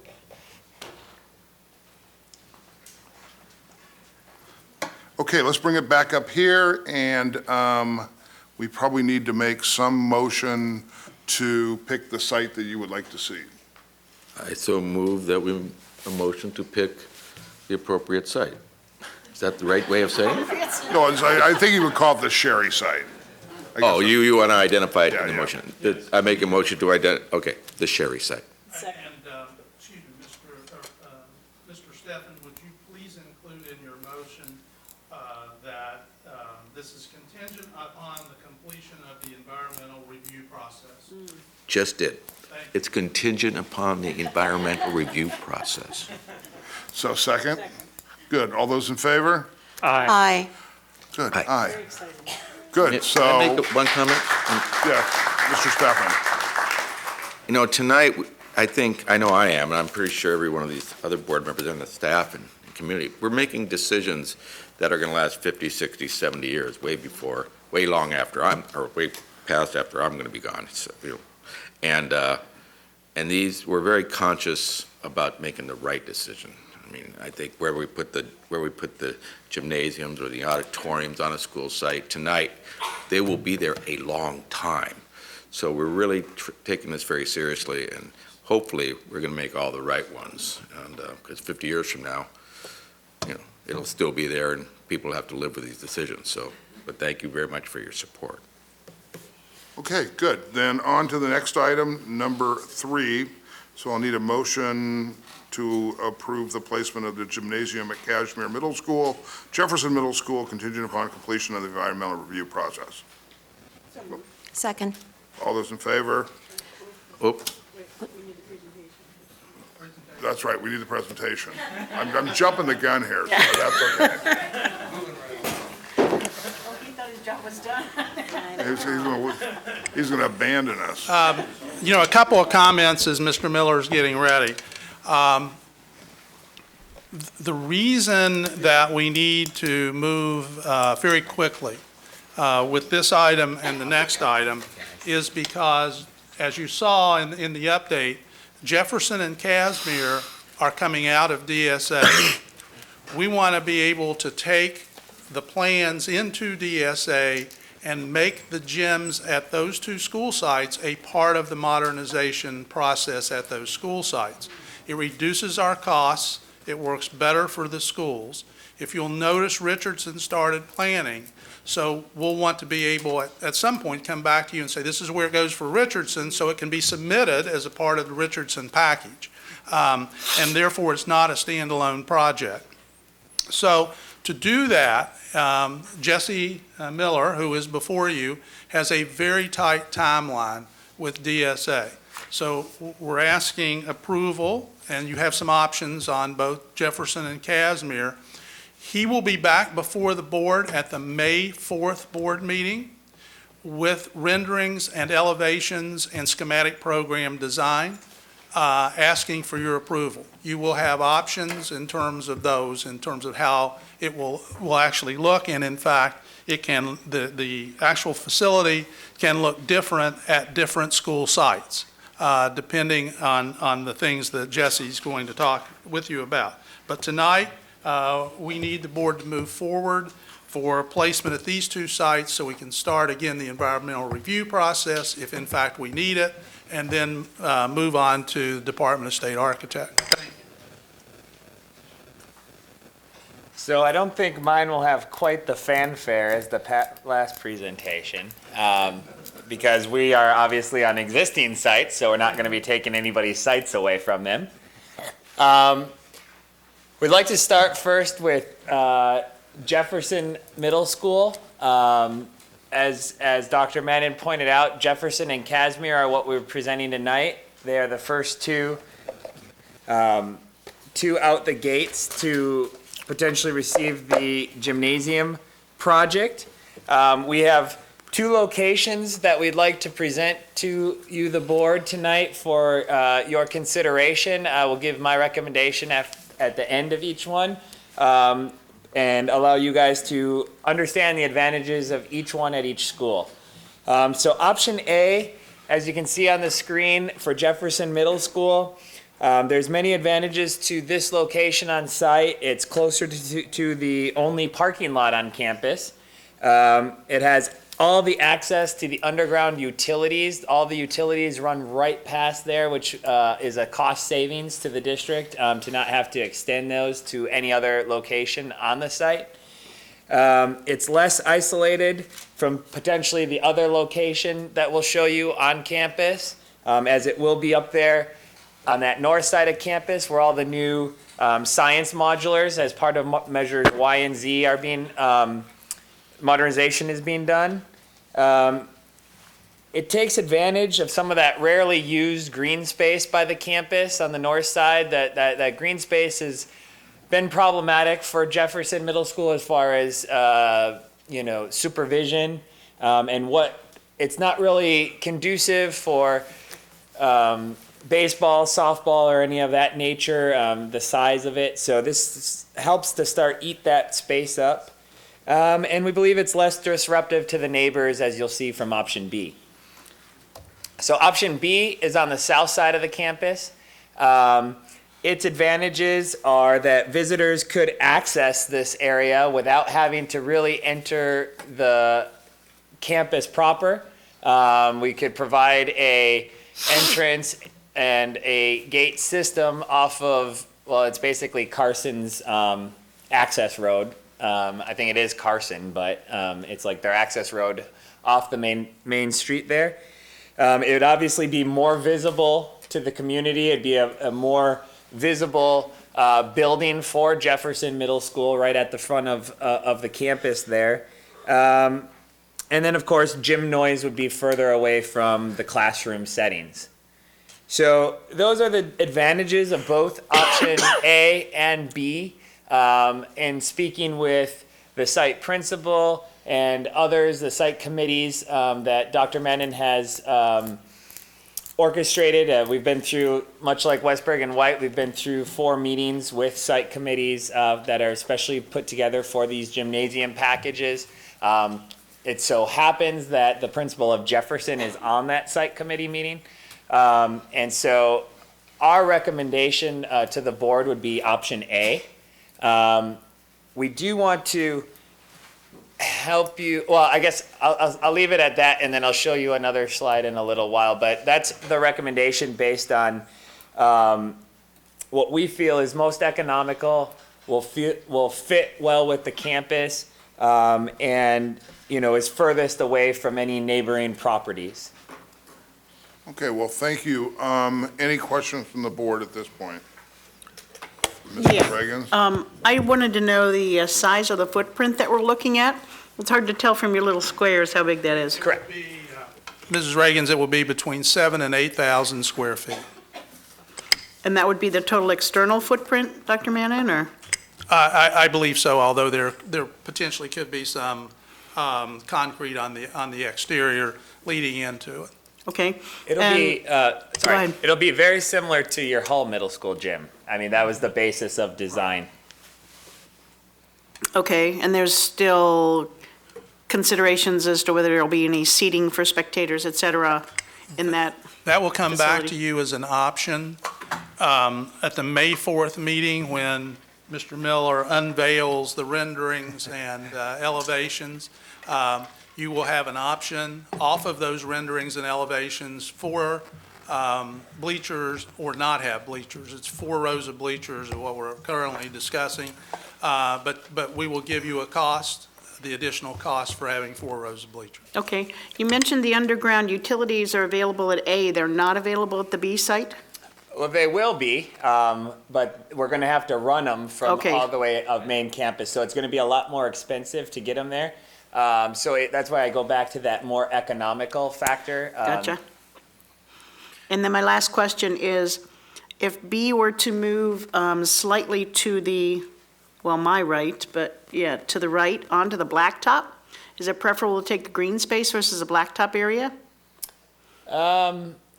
They use, you know, in working with their Measure YZ committee, we are redoing all that blacktop area because they have they wanted it broken up better. So we are doing that now because they want to get their volleyball in one area, their ball walls, their basketball. They have a pretty active PE program. Obviously, we're providing them with a new gymnasium. So there is a certain amount of basketball courts and items being provided with that. In option B, what you would take away if we moved it over would be your ball walls. So we'd have to provide, you know, those in its place. The other thing that we're working with is that between, at the north side, there's the parking lot. At the south side of campus, it's hard to see from here, but there's an entrance into those blacktop areas. Well, there's a 20-foot wide fire access road that has to go through there. And so we can only move B over so far. It would kind of be half on the grass, half on the blacktop in order to still provide that 20-foot fire access road through there. Okay, thank you. And I should point out one other thing with option A is that part of Measure Y and Z, we do have to add a fire hydrant, and we are adding it up by the new science modulars that are going at the A location. So if B were to come on board, the state architect could require an additional hydrant on that side of campus. Mr. Stefan? Well, so this area above and to the right, that field above A is not used very often presently. At this time, no. It's a very difficult supervision area. There's a tree up there that kids sit around, but that's about the extent of the area that they use for the campus or even after school activities. And it would be possible for that to become extra parking, right? It's from Google Maps. Yeah, and a matter of fact, we looked at that as part of the YZ scope.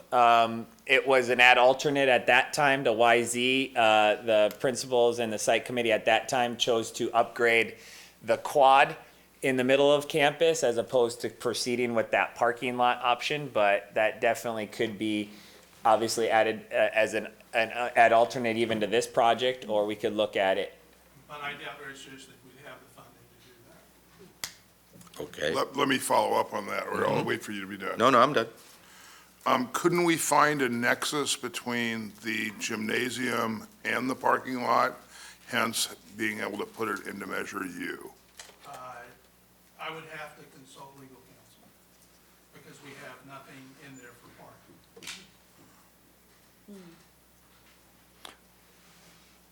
Would that's, Should you want me to do that, we'll certainly do it. it might be something to talk about. I know there's been a lot of concerns in that neighborhood with the lack of a parking lot. I live across the street, so I need to see the number of cars parked onto Carson, which is perfectly okay, but, you know, I know a lot of the teachers use the park on Carson because I see them get there far earlier than I get to work, so hats off to the teachers. But that's, you know, if there's a way to do that, I know that's been kind of a pain point for the neighborhood over there. Certainly, lack of parking, and then, of course, the problems most schools have at 8 in the morning and 3 o'clock in the afternoon. But that might be able to eliminate some of the pain points, and probably outside the scope of what we're talking about tonight, but maybe something we can look at. Absolutely. You keep talking about it's more expensive in position B as opposed to position A. Do you have any idea a quantity when you say that? Is just more, or can you? It'll be a few $100,000 more. And the reason I say that is because one of the main utility lines we're actually bringing in on the north side for the science modulars that are going in there are the sprinkler lines. So we don't have that on the south side, so now we are gonna have to tie in, and that's a long run and a very expensive utility. So it would be a few $100,000 for the utilities alone to be able to extend it over to B, as opposed to where A, all of them are right there because of the fact that a lot of those utilities were existing or they were captured as part of the upcoming mod of YZ monies. So it's kind of like piggybacking on that project. Forgive us for asking so many questions about B. We received an email from a lady in town who's known President Lee so long, she calls him Donnie. So we're kind of being respectful to what she's asking for. Absolutely. Okay. One other follow-up to that. What is the distance from the closest point of the gym to the back of the houses on Carmen Street to the north? And then what is the distance from the closest point on B to the houses on Ladine to the west? Excellent question. Option A, which is Carson to the north, right? Yeah. Carson, option A is, what was it? Carmen to the north. Carmen, Carson, yeah, Carmen. Option A to the north is 50 feet to the back side of the gymnasium. That closest point currently, as we have the building designed. In this instance, that back wall would be, contain no doors, no windows. So the sound from the gymnasium would go out the side, so it wouldn't go behind, if for those homes. It would be centered more towards the campus. So that'd be 50 feet. B, it gets down to 30 feet. Okay. And I do have a slide, once we get past Casimir, we've done a sunshade study of these two locations for Jefferson, so you could kind of see a shadow. Can we see those now? Yeah. All the way at the end. So there's the sun path on like December 21st at 3 p.m.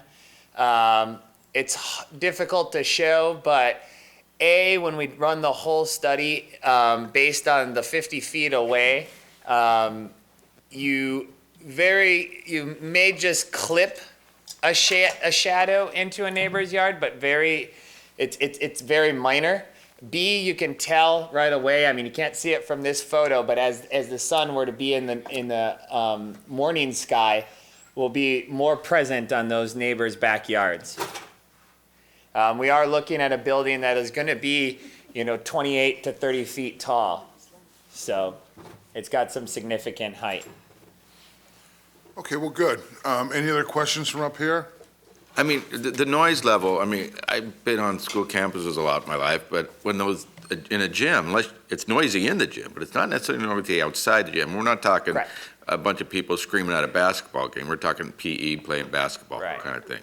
It would only be if, doors are left open, obviously, like. But it would be less loud than playtime, recess time. Correct, that's for sure. Well, good. Then I will go to the audience. We'll do it much like we did last time with. Do you want me to go to Casimir or? Let's deal with Jefferson by itself and then go to Kashmir. So I will try to get these cards sorted out kind of that way. I know Mr. Deemer, Mr. Jones, and Ms. Roseman. So let's start with Mr. Deemer and go through that. So here we go.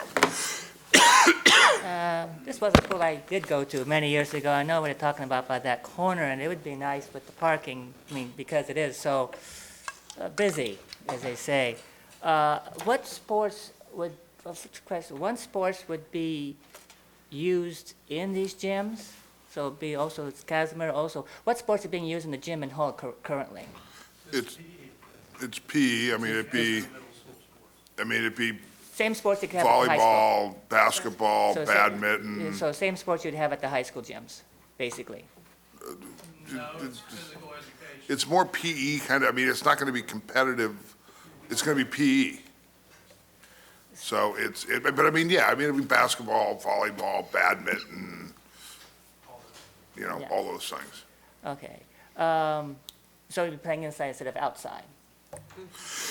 I've never played basketball, volleyball outside in the school. The size, in this building out of these middle school gyms, are they going to be approximately the same size across the district? Yes. As far as capacity, and whether or not they have the 4 rows of benches would be what the main variable? That's our variable at this point. We haven't, Correct. until we get them cited, we're really not going to design them. So once we get them cited, then we'll design them, look at our budget, look at the cost, and see what's most effective. And since we're building 7 of them, what economies of scales is there as far as similarity of size and The scale? buildings will be identical for all intents and purposes. Just the outside facing, it would be, No, we'll try to, on the outside we'll try to match the architecture of the school. So if we've got a brick school, we'll try to use brick on the brick outside. facades, and if it's the tilt-up, it'd be tilt-up type, and, okay. Hopefully a little better than that, but yes. Yeah, well, We'll it's try the to soften what they are. If you look at the gym at Hall, it's architecturally interesting as opposed to just a cube. Yeah, well, it was designed, here, these are add-ons, and always have difficulty with add-ons sometimes. The construction time on these would be approximately, once everything's approved, Approximately 12 months. 12 months, and what disruption would be to the classes in that 12-month period, or would it be tied in with the other work, putting the science buildings in? Correct. So it'd be just one disruption 1 year, and then all done in the next That's 4 what we years. try. Actually, for a middle school, it's about 18 months. 18 months, so it'd be 2 summers, That's what we try. Mhm. okay. It's a little different when you and I went there, Charlie. Yeah, I'm just thinking, when we were there, it was a elementary school. Yes, it was K through 8. It was K through 8, and my sister was behind me, was middle school then. And, well, that's a different discussion. We're Is getting this- close to that 3-minute mark. I'm Yeah, getting no, a I was little. saying, would there be much after-school activities at these gyms? School district-wise, probably no more or less than what we have now. We have a joint use agreement with the city of Torrance we use their facilities, they use ours. So there's a possibility they could be using this facility for, let's say, their basketball program or something like that. Or volleyball, or, Yeah, whatever they have, yeah. yeah, and so that also another thing that comes in about deciding about the benches or not. It seemed to me that if you have the benches, it might make it a little more attractive to the city to have events there. And again, that's part of the process that we need to go through in the design part. Okay, that's it. Thank you very much. Next up is Kevin Jones. And after that will be Jane Roseman. Evening, everybody. My name's Kevin Jones. I'm the resident of 21617 Talisman Street, which is the property that directly adjacent to the employee parking lot, the staff parking on Talisman. And I guess my primary questions at this point is, it's already been brought up, traffic is currently an issue in the morning and in the afternoon, coming and going with schools. We know that there's There's a concern with the amount of parking that is available there. Even on weekends when soccer is on, that lot fills up immediately within the first hour. Where with this facility being positioned there and its multi-use purpose, where is the additional parking going to be supported for that? Well, that's a good point, and one that we've talked about. That's kind of why Dr. Manna may be talking about a nexus with our attorneys. Ideally, the facility shouldn't affect anything on the weekend because we don't typically use these facilities on the weekends. So it'll be mostly if the city of Torrance wants to use the facility with the joint use agreement. That is a mutual choice. We can say no, they can say no, yes, whatever it may be. And that's something we really haven't developed yet. I know that the J.H. Hall gym, because it doesn't have much seating in it, isn't used in the weekend basketball programs. It is used for practice during the week, sometimes in the evening for different groups in the city program. But I know that it's not used on the weekends when you have back-to-back games over, 5 or 6 hours. So, that could be a consideration if it comes up that maybe this isn't a facility that gets used by the city because there'll be 7 other ones or 6 other ones. Those are things that maybe we'll talk about more when we get to the design process. I would think it would be more appropriate of a conversation at that point than now, where we're just kind of figuring out where it's going to be and what we do. But I think everybody up here. Public access to that too, because right now there's a double gate on the end of that building. So you're in the house, it's since I grew up in that neighborhood, the new house on the oil well lot, right? You're right there on the same side of the street as the school, the 2-story houses. Correct, where the yellow right. Yeah, I'm so old, that's the new house in the neighborhood. Right. But Charles will back me up on that one. But, okay, so I understand, kind of where you're situated there. Right, and that generally is not public access through that area.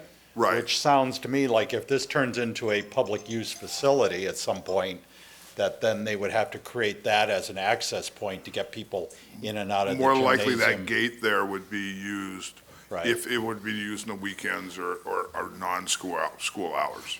Yeah, so that just creates a lot more foot traffic in that area, as opposed to the point that I was making, I guess, originally would be, Carson is more public access side of the building there. It's less impacting on that street corner. There is power plant on that very corner adjacent to the main power plant for the facility, I believe is directly on the east side of that B. Correct. So that's where the main power is.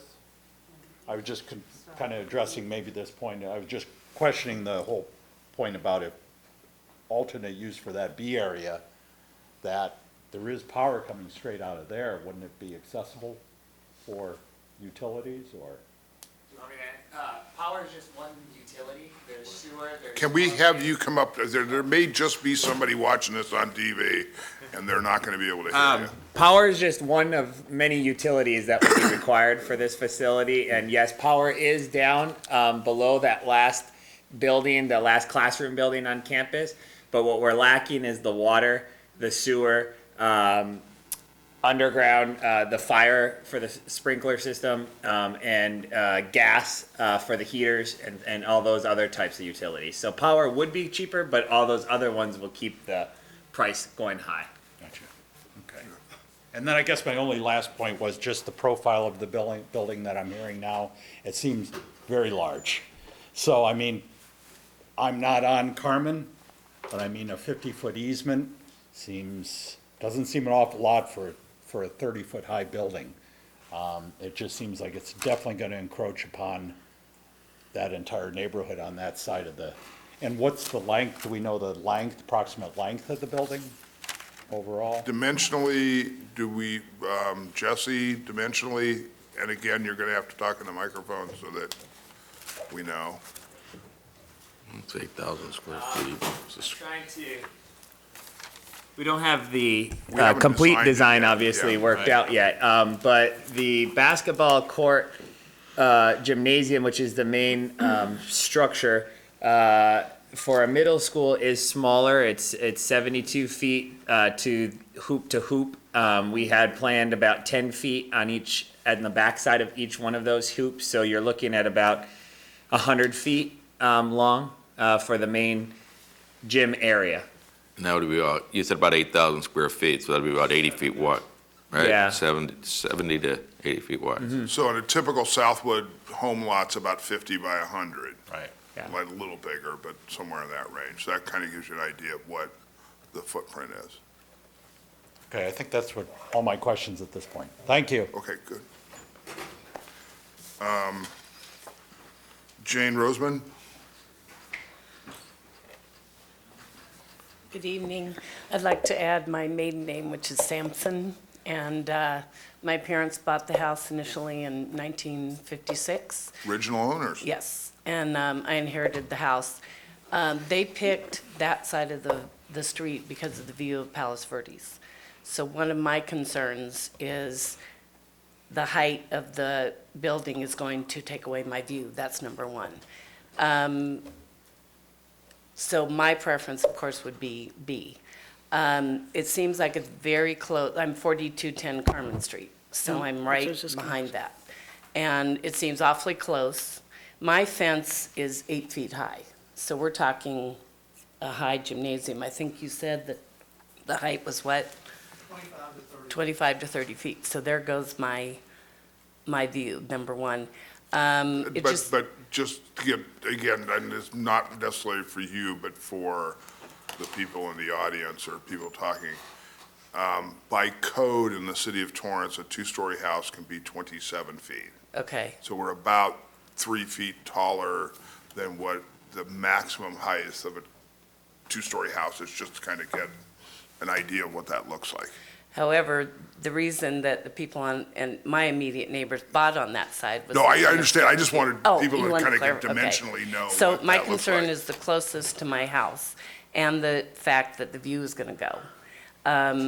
And the noise, if there's going to be, activities, like you said, there might not be on the weekend, but it can get pretty noisy on the weekends. So, but basically, I think for me, it was my unobstructed view of Palos Verdes and the closeness to my house. Thank you. You're welcome. Mark Chen.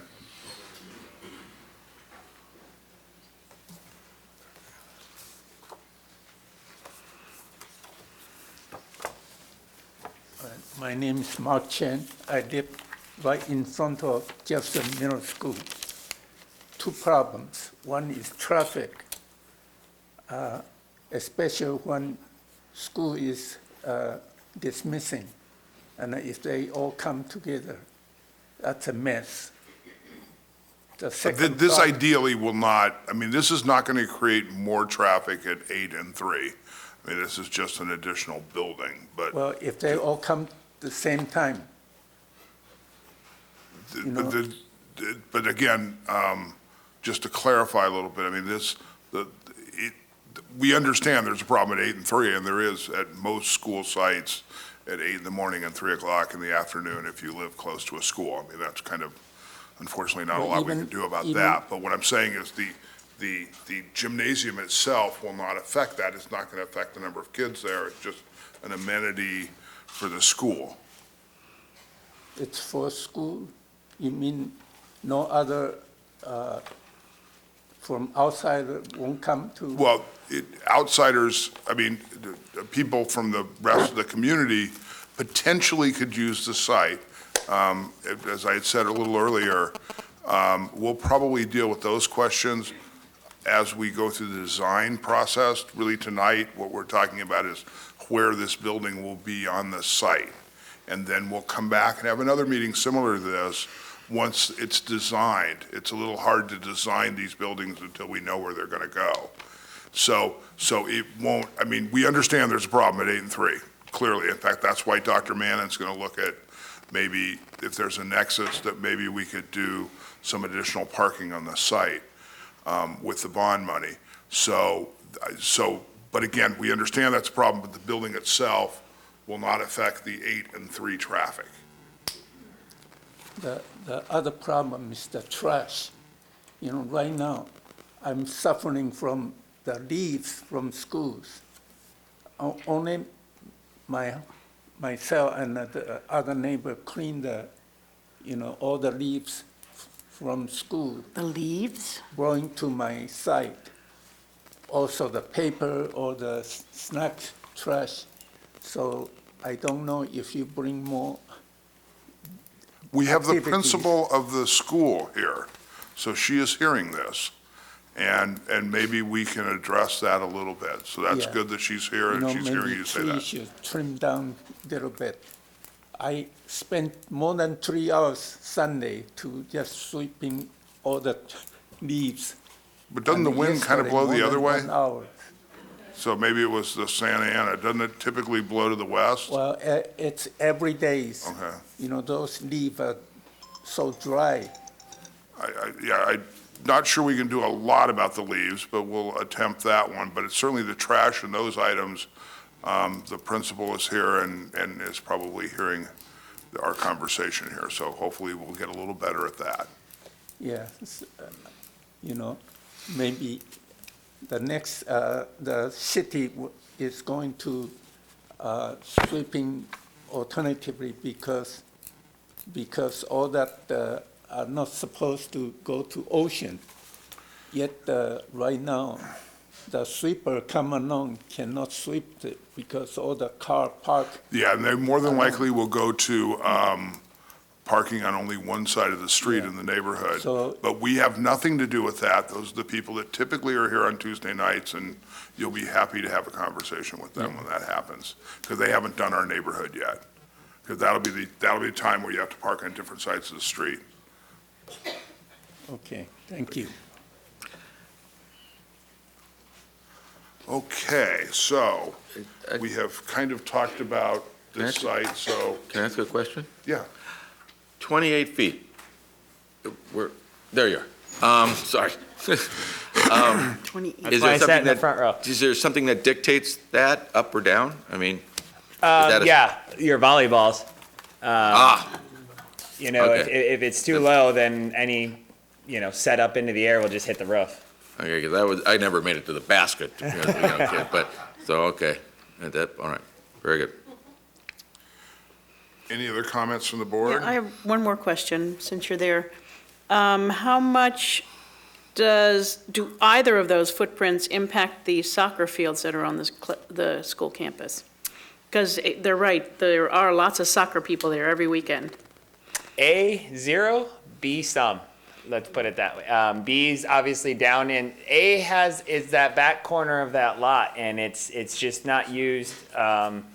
And I think Kara can reiterate this, but it's really not used for any purpose. I don't even know if they ever even use it for PE at all, but B is impacting a little bit of the usable, nice soccer space. Because obviously, as you can see from that photo, that's pretty prime location for soccer fields. And so it will take up some space by the time we add all the site work concrete around, you can start to see how it will impact that area. This is the school where AYSO started. Yes, The whole world. yes, it is. So that is a consideration. In fact, the founder of AYSO still lives across the street from the school. Jesse, let me ask you a question while you're up there, and I think we talked a little bit about this before. The orientation of Building A is kind of east-west, roughly. What would happen if we moved it?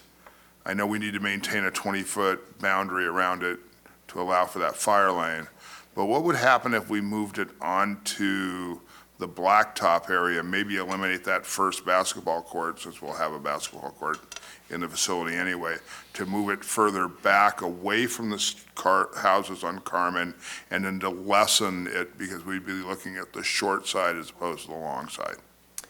Yeah, I think, from the utility standpoint we talked about earlier, obviously that would still work because it's up in that location. So it's still just the utilities are all right there. I think it would be more of a, creating more of that back corner spot. Now it becomes wider again, and so that unusable That's kind of what we space- want to do here, though. Or at least that was kind of what I was after here a little bit. Yeah, well, it's unusable, I guess, space for the school, and it would become maybe a supervision issue just from like a site. Kids could get behind there, and it'd be a larger space for them to hide out back there. The biggest obstacle, I guess, I would say on doing that is when we went through our Y and Z modernization site committees, the science teachers and the science classroom folk that are getting all those new modular buildings up in that area, we're pretty adamant that we keep all the PE stuff out from them. So that would bring it a lot closer to them. They were really concerned about the noise of PE in front of their doors or anything like that. So, I mean, it can be done, Mr. Lee, it can be done. I think that area of campus is where, like our recommendation is that's where it needs to, is ideal. Whether it's right where we show it or a few feet further down to get some more space from those neighbors, we can definitely look at that. But Because here's what my concerns are. In the perfect world, B would probably work because it'd be on Carson, it'd be, in and out, pretty easy, pretty simple. Other than last night after dinner, scared one of my neighbors who didn't know me, and I walked across the street to the person that lives on the corner of Ladine and Carson Street, who, really didn't have much idea about what was going on, and I walked through the house and those kinds of things. Certainly a 30-foot structure, 30 feet behind his fence line is going to affect him. Now, the shadow study really doesn't probably get too far into his backyard, but it gets a ways. And certainly with, his yard is kind of orientated to the north. So certainly in the wintertime, that's kind of never really sees much sun and gets damp. And then as you go further down north on Ladine, it gets further and further away. But I think really we've got a problem there of access, number one. Number two is, because it is somewhat of a historic soccer site, even though I'm sure the neighbors would probably just as soon it went away, but it's there. That is a school site that is impacted rather heavily during the seasons that they play soccer. I mean, that is a main facility. A funny little aside that on Sunday morning, there's a group that plays cricket out there and uses that entire facility, and because I live across the street, get to watch it and find it somewhat interesting, even though I don't always understand it. So I think it's actually on TV now. And since I have a new cable TV company, so it's, I found it one night. We digress, yeah. And so I would personally, I like the general area of A, but I would like to be able to move it down, maybe into that corner of that back blacktop and reorientate it more north and south than east and west. I think that will probably address a lot of the concerns that we have heard tonight. And maybe, I'm not too sure the people on Ladine knew to complain, but let's see. He was certainly, accommodating about it. So as I look at it, that's what it is. I mean, I think in the perfect world, we didn't have a driveway and we had utilities and stuff, I'd be really happy with Carson Street if it was 50 feet away from that fence line, as A will be, or now it'll be a little bit more than that.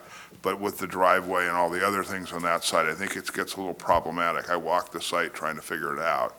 So those are my thoughts, and I'll kind of throw it back up to the rest of the board.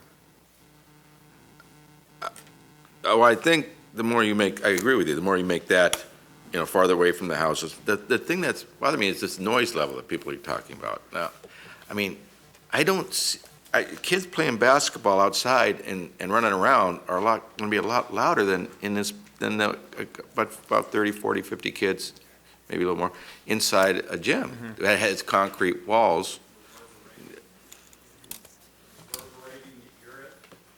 Wait, okay. Louder.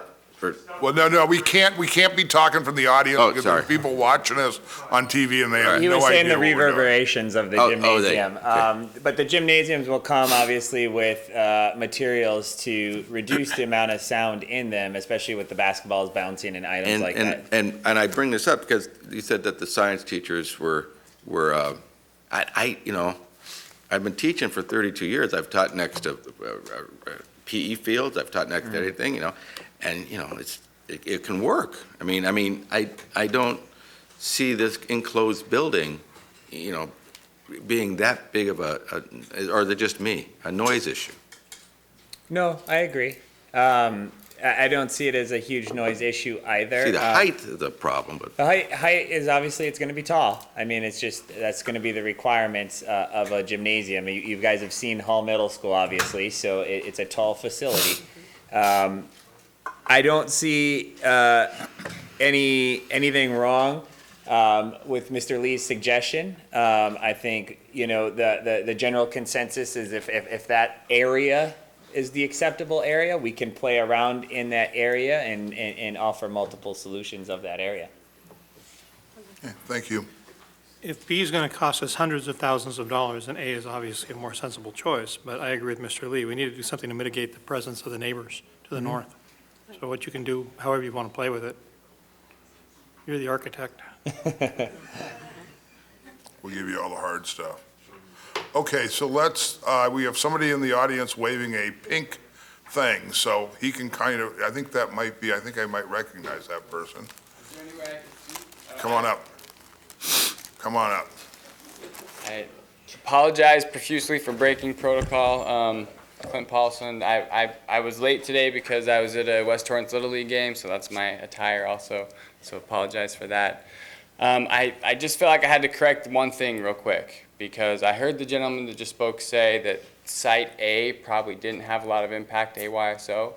And I coach in AYSO, and I can tell you that during the fall season, Site A will obstruct at least 2 fields for the U6 division, because that's where I coach. At least that's how it's pictured there. They have the U6 play probably from 9 to 3 every Saturday, and that will probably cross over at least 2 fields. Up on that inside north Yeah. What we call the northeast corner. That's where the younger division plays. They have a little bit smaller fields, and they can fit them in there. That's what I wondered. And AYSO has a hard time with field space, as I'm sure you guys are aware, and so losing 2 fields would be a significant impact, I'm sure. Would be less of an impact, because it's going to move all those big fields around. To move them up? They would have to reconfigure everything, that's all I'm saying. And if you moved the Site A maybe to the What we're talking about is East maybe or west? moving it more onto the blacktop, to the little bit Yeah, to the that would help. south. And a little bit to the west is what we're talking about, because we want to have more green space between, the building and the houses on Carmen. So if we talked earlier about, you weren't here, making that northeast corner a parking lot, that would definitely ruin that. Because, okay. But in all reality, we couldn't build enough fields in the city of Torrance for AYSO. I don't dispute that, but I did want to correct what I heard. That's all the only reason I got up here. We could tear out houses every weekend and not build enough fields for AYSO in Torrance. Yes, so, and by the way, 10 seconds while I'm up here, I didn't get a chance to speak on the pool, but if there's any way in the design of it, there could be some way that it's left to allow for more of a community-type pool to be expanded upon it at some day. And this is more for my wife than me, but my little kids, they love to go to the pool. There's really no place for younger children to have a really great pool with splash pads and slides and cool things that other communities have. I know it's not you, but if you could leave it in the design, so possibly the city might expand upon it someday, it would be great. That's 2 cents on that. That's the other guys on Tuesdays. So, yeah. They sit in the same chairs. So, okay, well, good.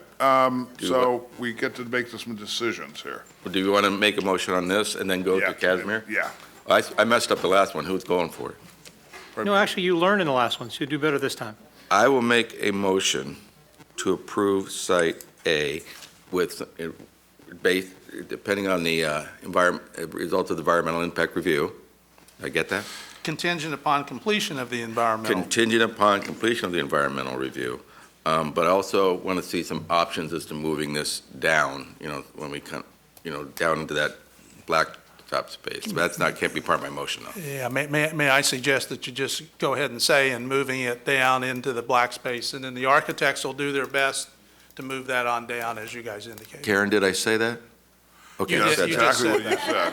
All right, I'll second that, Karen. Okay, good. And then for the people in the audience, so you know, we'll have another meeting and we'll talk about the building and we'll talk about all of that and we'll notice everybody and.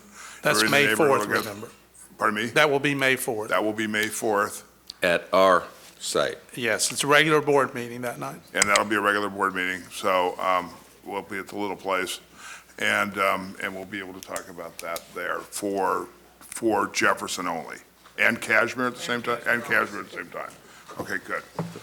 We have a motion and a second. We do, so, all those in favor? Aye. Aye. Okay, good. So we have got one cited, so we will now go to Cashmere.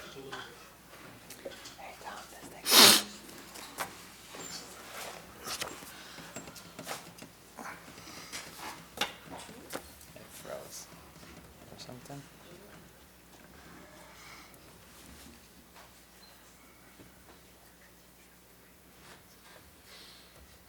You talked too long. Can you see it on your iPads? Mm-hmm. Go ahead and speak to that. Okay, little technical difficulties, but if you can see it on your iPads, yeah.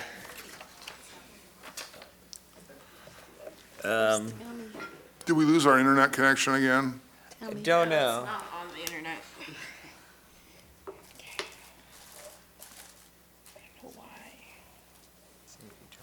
There it is. Oh, there you go. Yay, Tim. Okay, so much like Jefferson, we have two options for Casimir. We'll go through each of the advantages, and then I'll give my recommendation. Option A, you can see front and center at the very front of the school. It allows easy access to the underground utilities. We're actually coming right off that street as part of Westberg and White's Measure Y and Z modernization for this summer for most of the utilities on that campus. Visitor access would be provided without entering the campus, which would be nice if there is any of those after-school activities or weekend activities in the near future. The campus could be locked down and only the gymnasium opened, which would obviously be a great thing for the security, safety of the campus. More visible to the community, this will give Casimir a nice new building as the beacon of their campus, right out front, right before, in front of the admin building, right off the street there.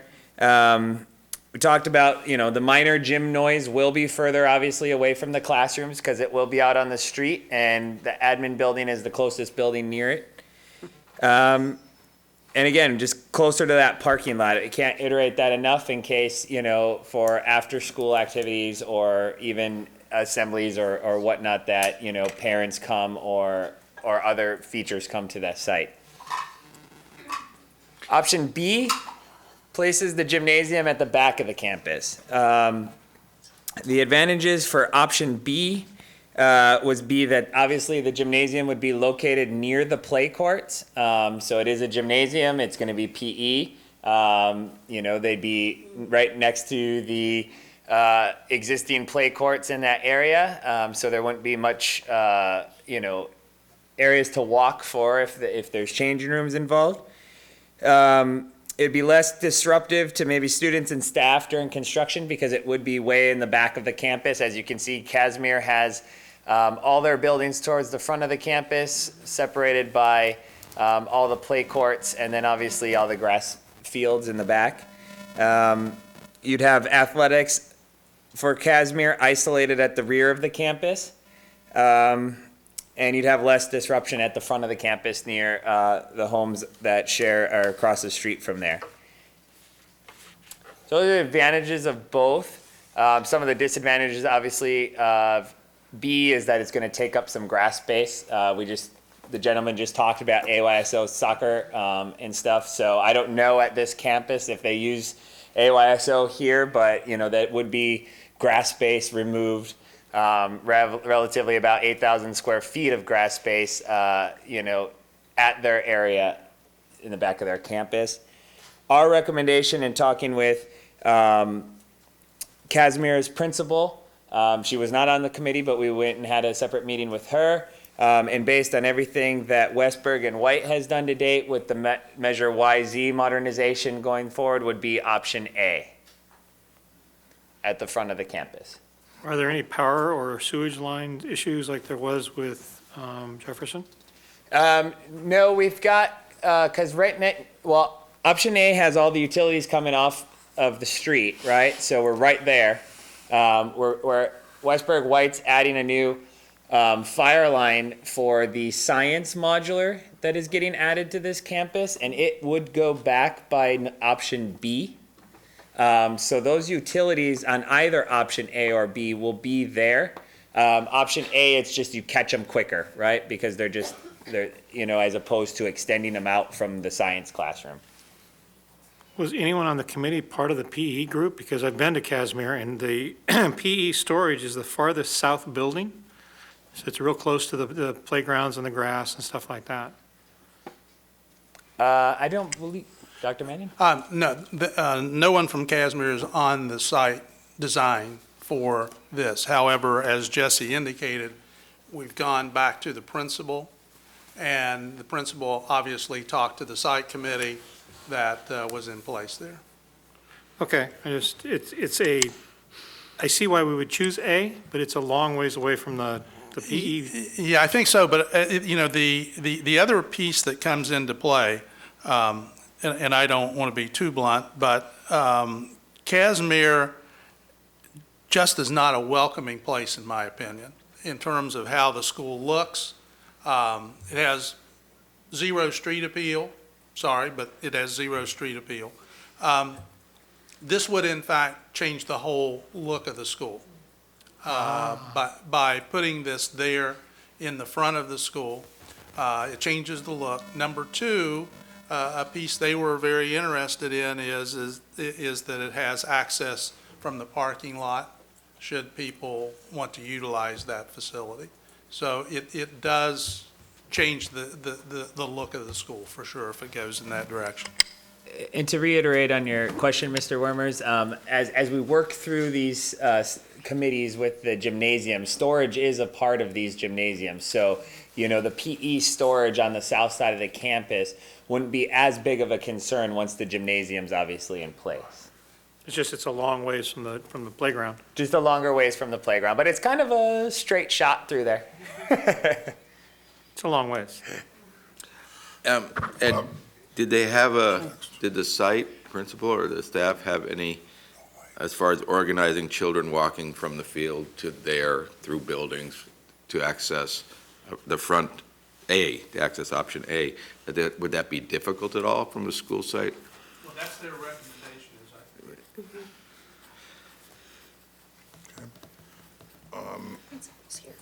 Mrs. Reagans. Yeah, actually, changing the front of, what the front of that school looks like is a pro and a con, because you'd also have this 30-foot-high building sitting in front of the school. Well, that also goes to the way that it's going to be designed, so. Okay, and also, from my perspective, it will block the administration building. It's hard enough to see where the office is there to begin with, and it would be even more difficult, I believe, with a 30-foot-high building sitting there. Just saying. Yeah, actually, when it has a setting, you can see the existing sidewalk right now. Mhm. That's there. That's going to change anyway with the front of that school under the Y and Z piece. Okay, well, I don't know what the design's gonna look like, and the other thing is that it's far outside the fence line at present, and the intention is to keep it outside of the fence line, so that if students are using it during the school day, they'll be outside the fence line? That fence line will change. Okay, so it will come out to meet the gymnasium? It will actually change, and what the Westberg and White plan is for Casimir, you may recall, you may not, because, we ran like six Right, through it right. at one time. is that there's wrought iron going in the front of that school. Yes, I do recall that. Yes, so the wrought iron fence line will change so that you could actually enter, I believe, you could enter the gym as students without leaving the campus. Okay. Sort of like they did at Hull, actually. Exactly. Yeah. That Kind is, of halfway. that's a great example. It would Okay. work like that. Okay, so I assume those alterations had been considered, but, okay, thanks. Mrs. Deutsch. I just like what you said, Dr. Mannon, about it's going to give it a nice curb appeal. And I could see the way how the students can walk through in order to get to the field and to the basketball. So I actually like A. Yeah. That's my opinion. Thank you, Ms. Deutsch. And one other thing to remember is that when we've approved these sites for Jefferson, as you already did, and Casimir, now those are turned over again to our video surveillance consultants, because those will be included as part of the video surveillance packages. It's not likely they'll change anything, though. It actually will increase some cameras, I think, Of course, in those it's not likely areas. they're going to tell us, no, you need to go back to B if we choose Oh, A. no, that won't happen. I just was reminding everyone that that's another step that has to take place, is that it will go back to the consultants for review as to where those cameras are located. The only negative I can come up with is having been to the campus, it's a hike from the gym to the playground. And They're young. no doubt. Mr. Wormers, from having the committee been through three or four of their meetings now, there is a few gym teachers on that committee from different campuses. They've expressed that it's an either-or situation. Either they'll be outside or they'll be inside. So it's not as big of a hike, because they'll either be, on a rain day, then they'll use the gymnasium, or if it's badminton day, they'll use the gymnasium. If it's basketball and it's outside is warm, then they'll go outside and use the play court. So they weren't so concerned about it. I know one of the committee members had been working with Casimir through the process, and it didn't seem to be too big of a concern if they were right next to the play courts or if they did have to go. Okay. Sir. Okay, and then, as we go through the design phase, we'll be able to see how your design interfaces with the existing design, and there'll be some sensitivity to all of that, as I see the other architect nodding. Correct. I mean, these won't be Costco buildings, right? So you guys did pay us to be the architects, so they will be beautiful buildings. So it's not just going to be a 30-foot high box. Okay. Curb appeal. That sounded like curb a appeal. threat, yes. Yes. But, okay, well, good. We have a couple of people that want to speak to this item, so first one up is Charles Porto.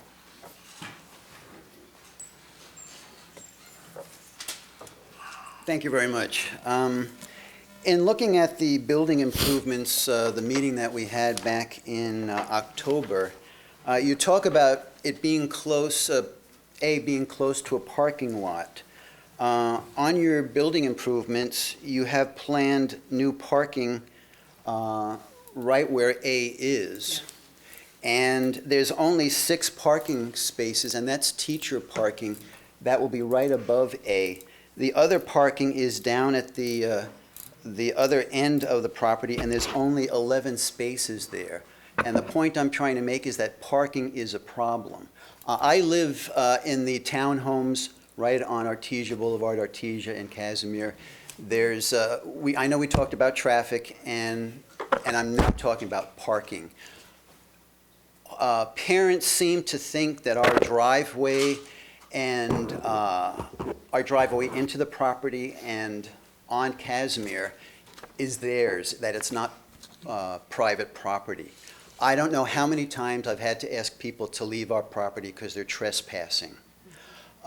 They block our entrance and exit onto Casimir, both in the morning and the evening. So when you talk about there being parking at A for whatever's going on there, you're not going to have, there really isn't any sufficient parking now, and there's not going to be any more parking if you're going to take that new parking lot and 10 proposed spaces. Yeah, let's deal with that. Staff, can we elaborate on that or talk a little bit more about that? We've got all the architects and everybody here. Yeah, Westboro and White was not. So why don't we deal with everything in little pieces? Is that okay? Okay. Have him talk about the parking and how it affects A. Right, and I still have another concern. Yeah, you can come back up, yeah. A eliminates parking? This is the first time I've seen the proposal. We are removing portables right there where A is located, and we were putting parking in there. Oh, we have a failure to communicate. So if we don't put A there, there'll be parking there? Isn't that correct, John? Yes. But only a few spaces. Approximately how many? 7,000 square feet of spaces. Just to clarify, where A is a proximity location from Jesse on Westburg and White site. What is underneath A is two portables that are actually going away, so the footprint for the gymnasium is going to take that spot, and the parking that John has designed will be in play during Y and Z. But are we going to replace those 10 parking spots somewhere else? I just got a lot of people out there. I figured somebody might No, know. those 10 parking spaces, they'll be eliminated, but you can fit additional parking spots in there once HMC reorients that area. You're gonna get some more parking spaces in there. It's just based on how it's oriented and rotated. Maybe that building A is more at an angle, not orthogonal like that. So I think you're gonna have to see the different site layouts before you know how many So if we were to parking make a spaces are motion and eliminated. said that we have to retain the 10 parking spots that we're a little worried about That- losing, you'll figure it out. The gaining of the 10 parking spaces under this current phase was a bonus because we removed 2 modulars. Correct. So, Bonus is good. yeah, it was a bonus, correct. But where the gym is sited on building, on section A right now, could possibly still have some parking spaces. But not 10. In 10. I don't know that. That's something the HMC has to work out in the corner there. But So if I'm we not put it- saying that they're gonna lose all 10 spaces. But you're saying if we put it at B, we'll have 10 spaces. Well, you put it at B, that's true, but then again, you're extending all your utilities a lot No, further. we got utilities than what out you there don't already. have. You're gonna Well, lot- you got them out as there. far as the portables, the science rooms. Then you have to drag them from there. You're only getting fire, water, and sewer in that little area there. Everything else gets pulled further because it's coming from a different location on site. So fire, water, sewer, then we need gas. Gas That's is it. coming from another end of on the other side of the site right now to connect, so. 2 portables is a couple thousand square feet, right? We have, each portal is about 930. 2 portables is 1,920 square feet. Okay. And so this is 4 times that size. Right. I think there was a site. Didn't you have sorry if I'm met. Oh, I thought there was another site that showed, there it is. See the 2 portables there, they're there now? We don't have, Yeah, it's where A is. oh, we have a PDF of it. We can't. You don't need one. If you look up at the site, there's the 2 portables now. No, maybe Right. not. Those are going away. And a parking lot's going where those 2 portables are, with 10 parking spots. Then you put A in front of that, and you'll have to just rework it. Now, the A is probably a different shape than what maybe the other, multi-purpose rooms are gonna be. I don't know. That's something HMC needs to do. And then you get the side of the building facing. Okay, I'm a little worried that we're gonna be up here designing a building and we're not Yeah, that's not capable our of job doing here. that. Right. So A is, the real, what we're looking for obviously is AB is just a location on site, so that we can then do the California Environmental Quality, the EIR report that we talked about. If A is the one that's obvious, is the obvious one chosen by you guys, the board, then HMC and Westburg White, we will look at redesigning that area to capture not only that building, but what improvements were going to be provided as part of Y and Z. We haven't gone that far yet because we don't know if you want A or B. Or Okay, C. But that let's say don't we know of. let's say Mr. Stefan made the third motion of tonight, and that motion want the paper. included, yes, and Mr. Stefan included as a condition that we liked A, but you have to retain the 10 parking spots that we're missing, then we would be, everybody could work that out. Or maximize the available. No. Correct. Yeah, that would be the best language is because. With a lot of efforting towards 10, to Correct. use an ESPN word. Yeah. But if we choose B, we get 10 spaces. You do get 10 spaces. I don't know if you'll have any pushback from the neighbors on that side because it will be up on that north side by all those homes. You are losing You didn't grass mention that space. 10 minutes ago. Well, I didn't say the disadvantages. I only said the advantages so that you guys could understand the both. But disadvantages of B are obviously, it is by all those homes on the north side. You do lose a lot of your playfield space that was talked about earlier. And it is back there kind of on an island. It's your brand new building that no one will see, right? I gather you like A. Well, that's my recommendation to you. But for me, well, of course I like A because I'm an architect and I want my building in the front, right? But, the B works as well. I think A just, as Dr. Mannon pointed out, and in discussions with the site principal, the site really wants an identity. Brand new building kind of gives it that out front. And as where B kind of hides it in the back of the property. A with as much parking as you can get. And then, then we have Mr. Porto up for the rest of it. So we drove that one to ground anyway. Thank you.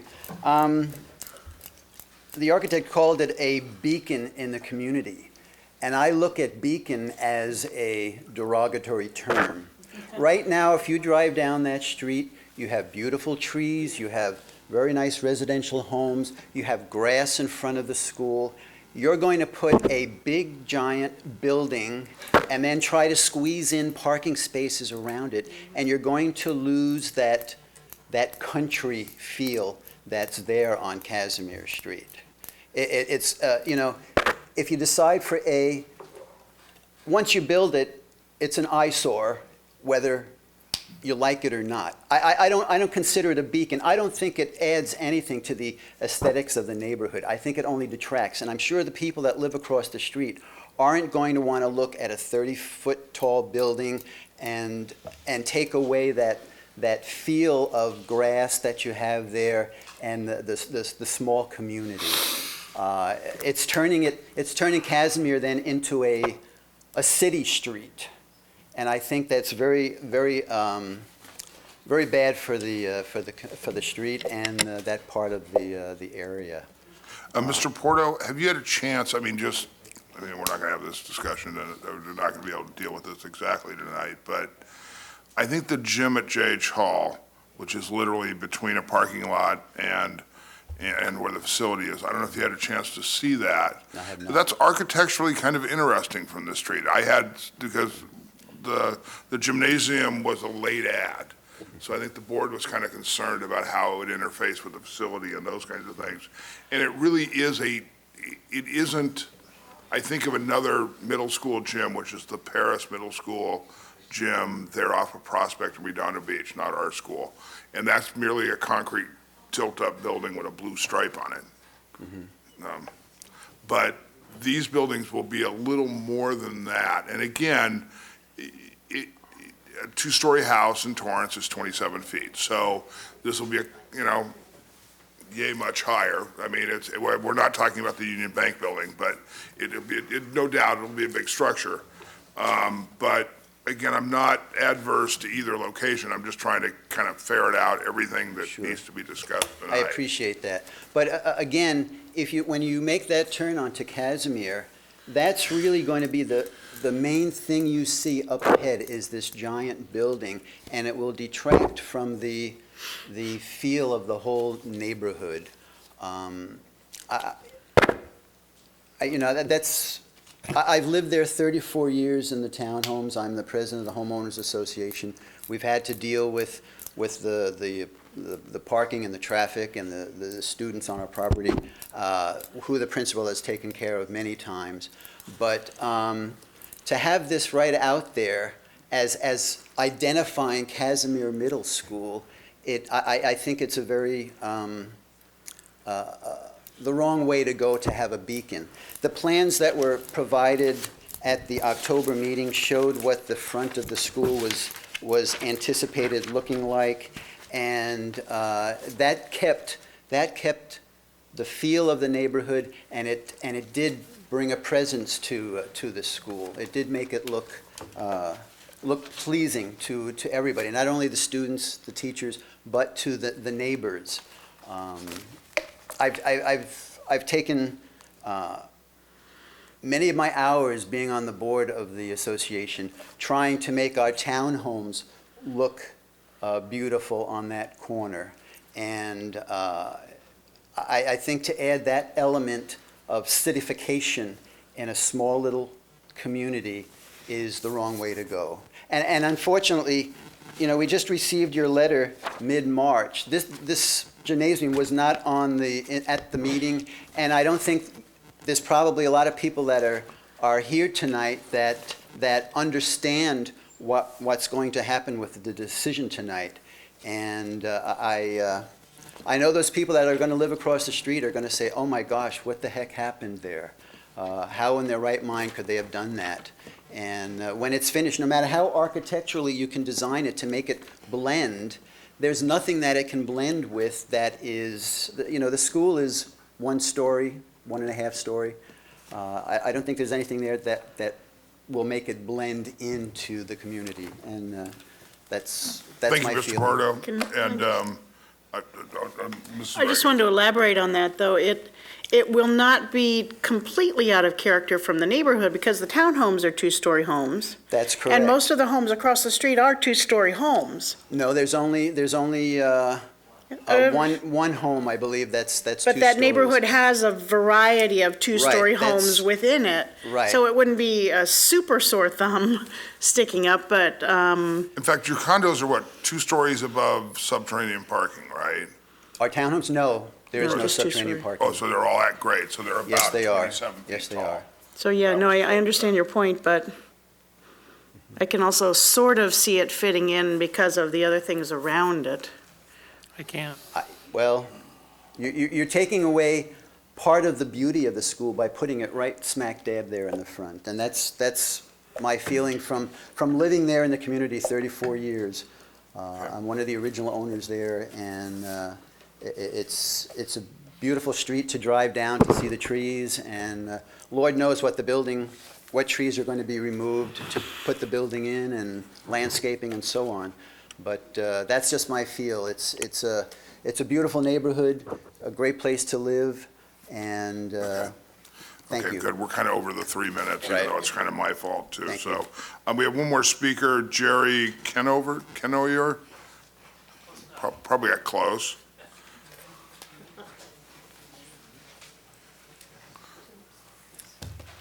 Good evening.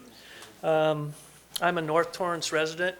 I live, my property is a little bit closer to B on that north. My property butts up against the school fence. I do see another problem with the B location in that one of my big concerns as a resident on the north side was the water drainage off of the buildings. There's never been gutters. There's never been any sloping land to carry the water to Casimir. It all runs downhill in the northern direction and fills up the raised foundations along a series of houses, one of which was mine. And B, they're going to correct that in Y and Z. But B would add another 100 feet to that slope that's going to be required to get that water from there out to Casimir, because there's no other way to, I guess you could dig a trench all the way out to the street on the north side, or I'm sorry, east side, but anyway. The A site, I don't think you can make that building consistent with the other buildings in appearance because the other buildings are so old. My one concern at the A location would be how close it is to Casimir, the street. Horrible street for school, like all the schools, I assume, as far as drop off and pick up and all that. I was trying to get some interest in putting a drop-off lane on the east side of Casimir, because the only thing in the way is the sidewalk and the school sign for putting a full street width down that side for a drop-off lane. Right now, the buses park, and you can't get two cars with a bus parked on one side and the car on the other side. They're letting kids off in the middle of the street. There's no crosswalks. It's a chaos. Anyway, the school, as long as they don't, do we know the setback from A to the Casimir street curb? As far as how many feet? In case they ever do want to do a drop-off lane. I actually don't know. It'll be set by the city of Torrance building department, so we'll have to take a look at that. Typically it'd be a 20-foot setback. Yeah. It would be an And R1 front minimum. yard setback. Now, I don't know from a scaling standpoint whether it has to go back more, but I know that a two-story house in Torrance has to have a minimum of a 20-foot front yard setback. Yeah, like I said, it would be based on city of Torrance standards for, and 20-foot minimum sounds about typical for most school, or for most cities.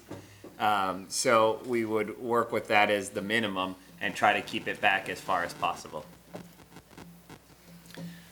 I did have another question. I was trying to get some information about the meeting tonight, and I happened to go into the school and ask someone there, and I was surprised to learn that no one on the school administration at Casimir was involved in the committee.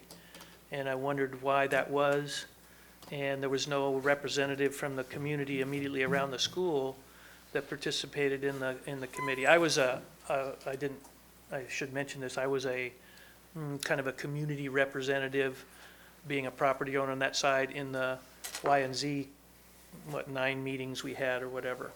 And it was appreciated very much to be on the loop, and I had an agenda for my property because of the water drainage. Which Yeah. Jerry, the answer to your question is these are projects so that there is not a site committee, there is a design committee. So the design committee is for the entire district. Then once it's designed for the entire district, the architect goes back to the site. In this case, it was the principal, and talked to the principal, and I'm sure she talked to some other staff members because a couple of physical education teachers had indicated that that's how it happened. Oh, good.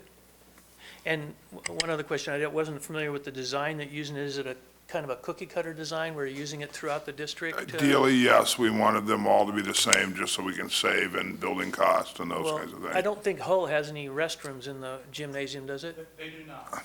Is this one going to have restrooms? I can't tell you yet, Jerry, till we do complete the design. Okay, I would recommend, obviously, that they have restrooms, because one of the issues with external use of the community with if they do use the gymnasium, which doesn't sound like it's ruled out, is that the soccer fields that run have a porta-john. And the kids abuse the porta-john, they tip it over, they rock it. The kids go in it and play, believe it or not, which is not too neat. Anyway, they didn't used to even have that, so the parents that were playing, because they have adult leagues there for soccer, would urinate on the backside of the school, because my fence is right there, I can see right what's going on. Anyway, so I would, if I can make that input, drinking fountains and a restroom in there would be very much appreciated. Now, would you prefer B or A? Personally, I would prefer A. You know, there's nothing, the B, I just see it as more costly, and it really kind of creates a hidden area behind the B for kids. I don't know. Jesse, how far is B from that rear fence line in your design or your siting? The north fence side or the east? Oh, yeah. The northern side. You mean the north side to Yeah, the the north north. homes? Right now, we've got it hugged up on there, so it's 30 feet off.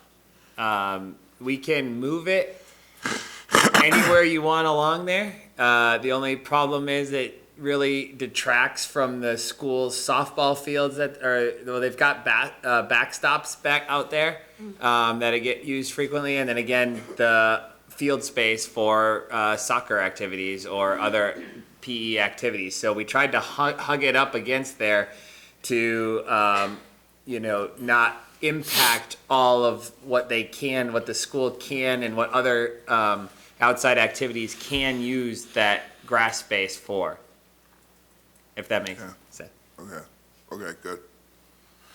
Okay, And one other thing, is it going to be air conditioned? no. So the doors are going to have to be open, or windows are going to have to be open when they're using the gymnasium? It will have ventilation, Jared, but. Fans? Yes. I see. So you don't anticipate closing, well, the fans are only going to suck air from the outside. If it's 100 degrees outside, it's going to be more than 100 degrees inside. It happens both ways as to, in terms of how it's used over at home. So I can tell you some days the doors are open, real hot. Yeah, I'm just looking Yeah, at the I mean, noise yeah. aspect, because we were talking about the. But doors again, we being had talked closed. about, you've got noise on the playground anyway, Oh, so, I enjoy the noise. Yeah. It's not so much that, but when you have a gymnasium with the doors open, it is a more, it's a different sound. But anyway, I just wanted to know about the air conditioning. That's it. Thank you. thank you. We have Marjorie Morris.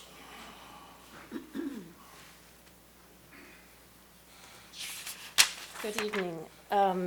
My name is Marjorie Morris, and I live just north of Casimir School on 171st Street. My backyard backs up right to the 6th grade section right there. I was really surprised to see the position of A. I am a landscape architect. I'm retired, and that just seems so out of context to me with the school. Right now, it's got this very nice grass with this building set back, very pastoral. It's where the kids gather before and after school, waiting for their parents. I agree completely with this gentleman right here about a big building at the front of the school like that. It'll be an eyesore, and it's just totally out of context with what's already there and how the neighborhood are. As far as B goes, right there on that corner, it's just a sand lot with some very old-fashioned swings and a porta potty. To move it farther south from the fence, I think is a good way to go. There's a lot of grass out there. That's a big piece of property out there for the kids to play on, a soccer and a baseball. Right now, it's just wire fencing for the backdrops, so it wouldn't be anything to move that and improve that. But again, right where A is are two Chinese elms that have been there for a long time. They add real beauty to the school. They're part of the context of the trees in the rest of the neighborhood. We're considered a tree section there because of the beautiful trees. And I just think putting that, I don't care how nice the building would be, a 30-foot building, and I don't know how long it is, out there in the front of the school would just be a white elephant. And I want to urge the committee to really think about that and what it's going to do to how the neighborhood looks. And it's just going to split the neighborhood right there because it's so big and being two-story like that. And the neighborhoods have two-story buildings, but it's not a lot. And as far as the size of the condos, the height of the condos, they're on a major street. They face Artesia.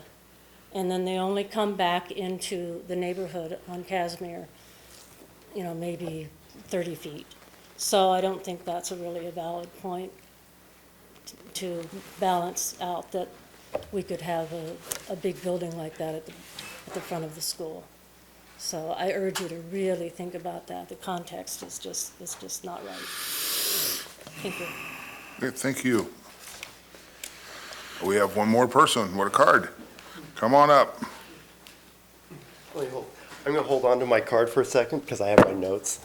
Thanks for letting me talk tonight. My name's David DeWitt. I'm a resident here in Torrance and just happened to come by and see your conversation tonight. A couple of things. I think it's a great idea. We got some perspectives here from landscape architects, so I think it's a good idea to reach out beyond the architect. There's a lot of professionals out there that can help soften the front of these establishments. Chinese elm, awesome. Siberian elm, stay away from those. Also, reach out to the fire department and the police department when you get these recommendations. If there's anything particularly that we should avoid or beneficial from this. And I was thinking of one example is, will this actually double as a emergency response building at one point? Could it be or should it be? Or is there still like a multi-purpose room that will still function as that? So maybe there is a beneficial site to actually separate from a building or to actually bring it closer. During the rain, B looks like an odd location if you're actually shuttling kids during the rain to actually do an activity. That looked a little odd. But then again, the circulation of having kids in A when it's really opposite of where the activities are going. So it's just more of a, please consider the pedestrian plan and the circulation when you look at this. And yeah, that concludes my comments, but thank you for letting me speak tonight. Okay. I have two more questions for HMC. And we have worn this group out as well. So I'll bring it back up here for conversation, recommendation, direction. Can I ask Mrs. two more Reagan? questions? So the drainage issues in that field are being corrected in Y and Z? Or at least before we thought about putting another building out there, the intention was to make those improvements. Okay. So you didn't mention whether there was utility access out there and whether the utility access where B is varies depending on where it's placed on that campus, up or back, north or south? Correct. I mean, right next to B is where Westberg and White has placed the new science modular. So those utilities are coming in. To the south of B? No, right next to it, like to the east or west, let's call So it. on the hard On the hard path. top. Okay. So they'll actually be coming down, John, you can correct me if I'm wrong, but they're coming down the north side of that last building, correct? Coming across the north, Fire Road there, out to the playground area. Okay. So the further north we are, the closer we are to the utilities for those Right. particular ones. Well, I was just thinking in terms of aesthetics, putting it in the center of that would be perhaps more pleasing to the eye to have it centered on the blacktop and on the campus, because then it would be centered on the block of the campus. But that also moves it further from the utility access. That, and we looked at that originally. What it does too, though, is it divides your play fields. So right now they've got the backstops in the corners of both those sides. If we put it in the middle, you lose both. If you put it on one side, you only lose one.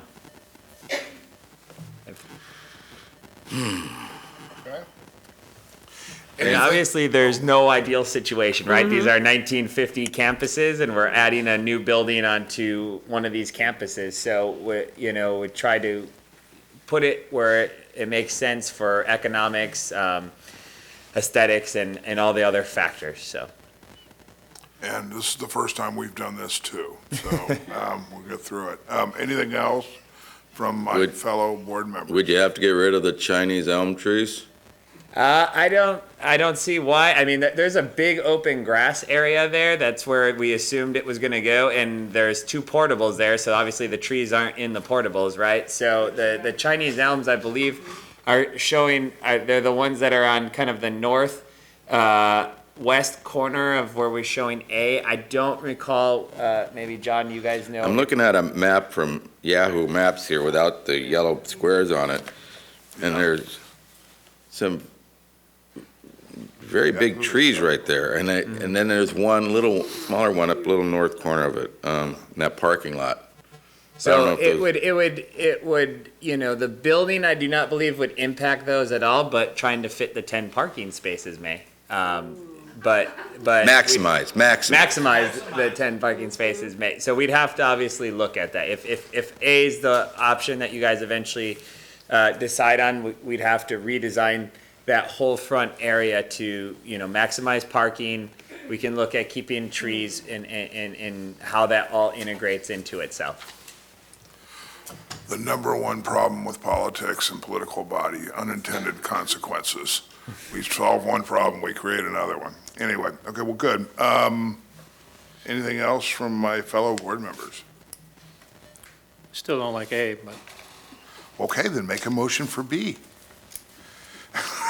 I could do that. It's Mark's night to make motions. Yeah, give it to the, okay. This evening, yes. Yeah, it is. The drainage issue. I mean, when YZ, this was not considered as an option, so the original drainage was not necessarily planned. It is in the YZ plan. Oh, okay. Not the additional building. Right. The drainage that Jerry talked about. Okay, so then my question is that drainage plan that you have created going to be affected by this building? Yeah, most likely. But that's part of why Jefferson and Casimir are the first two out the chutes, because we do have a year-long construction schedule for Y and Z, for Jefferson and Casimir. So the goal obviously would be to decide on a placement.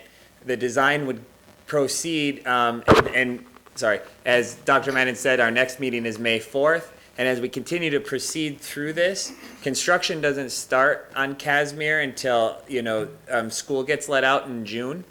So we have that time to be able to solve that problem.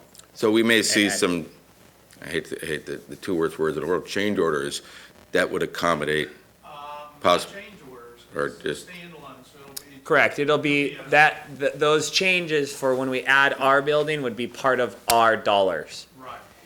For the gymnasium project. Oh, I see. Okay. But the YZ would need to be sized and make sure it accommodates everything. So B, we get the same thing out there next to a science lab. And if we don't choose A, we end up with parking, which is not a beautification either. But we end up with parking and we leave Casimir. I live on a street with a lot of beautiful trees. It's called Beach Street. And, yeah, so I'm kind of sympathetic to that issue. So, based on that, I think we ready for a motion? We can do that. Okay, I make a motion that we approve Site B. Okay. And I don't need to do the maximizing of spaces anymore. On condition on approval of, okay, read that part again to me, will you? It is conditional, contingent upon completion of the environmental review process. Thank you. Karen, you said that, right? Okay. And think about moving it down a little? Well, I guess when you propose it in that motion, and we could see alternate positioning of the building. Just why don't you, if you want it moved down forward, then just give that direction. That's what the architect said. Okay. I don't know if I want to move down for it. Well, 30 However, feet. it fits with the drainage, perhaps. I think the closer it is, perhaps the more issue there is with that. Yeah, we're working on this. I mean, I don't know how. Well, then it'll just be part of the plan. I think the architects have heard what we're saying. Now, whether they understand it or not is another question, but I think they've heard what we're saying, yeah. I'm not sure we understand it. Yes. But that's okay, we have made Karen's work looking at to me. torment them some more. Okay. So No, that's- you're not looking at me? Why not, Karen? I'll second Mark's motion. Okay, that's about as rambling as we can get. So, any other motions, any other concerns, anything? Okay, all those in favor? Aye. Aye. No. Okay, good. We go 4-1. So, good. Okay, so we have that done. So now we go to item number 5.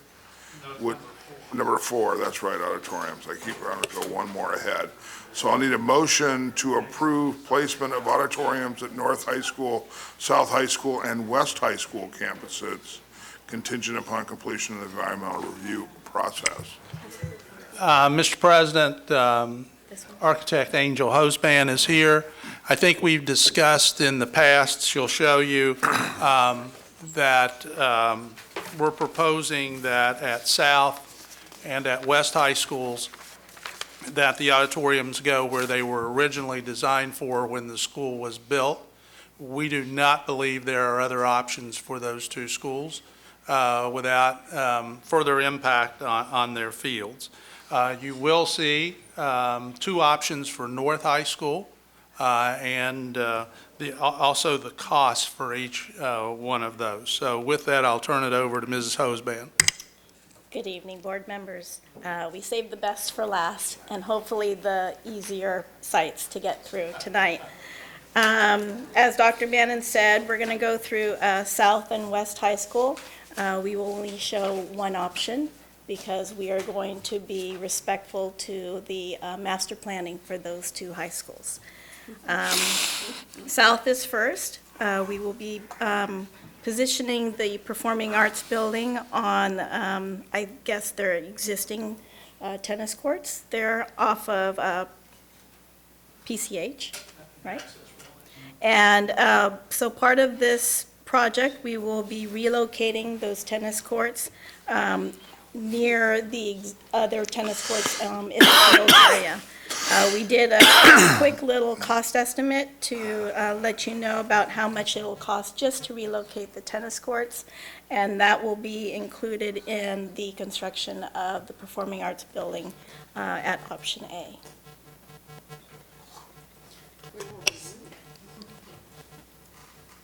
Did you want to say something? I'm sorry, do you have a question, Deutsch. Ms. Reagan? No, I just. And I'll go to Mrs. Reagan.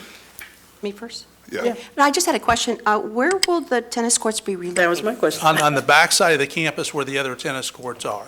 You can kind of see the tennis courts, it's Under that. kind of under the cost estimate. Okay. And that was at the request of the school administration. Right. Thank you. All right. That was easy. Do you want to make a motion about, on this at all, or do you want me to go to? Yeah, we'll just go through all of them. Okay. This one might be a little simpler. Yes. Gotta be. So, No. we have, I just push this over, West High School. Also, we're only showing one option based on the master plan. The option A is off of Delamo on that corner. It is near the existing parking lot and near the music classroom buildings, which is great. And we'll create an iconic entrance and a view of the campus from that corner. There's nothing there to relocate, so we don't have additional costs in order to place this building in option. Again, there's nothing there because that's where- what was supposed to be there under the original Yeah, we didn't design. build a pumping station there. Yes, we had that discussion. Okay? Okay, on to North High School. Can I ask a quick question? Okay, yes. The footprint for this building will be, 17 to 18,000 square feet. And you can see it will fit right into that space. And I want to remind the board too, we are in the process of the West High School modernization. So we're hoping, excuse me, that we can, work with that, that project and fold this project in the submittal to DSA. So we're wanting to submit this building in by November 2nd of this year. Rock and roll. I know, Okay. right? Okay, so we have North High School, and we have 2 options that we're going to present for North High School. We met with the North High School principal and a few other athletic instructors, and we came up with these 2 options for this campus. Option A is located off of 182nd Street, off of the parking lot. And there's a large parking lot there, so that's one of the advantages. It's also over unutilized fields. I think the North Campus, they use those fields as just practice fields.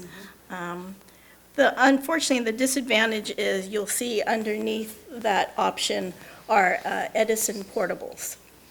There are 5, I believe, Edison portables there. We're also adding a science classroom that will be added there as well.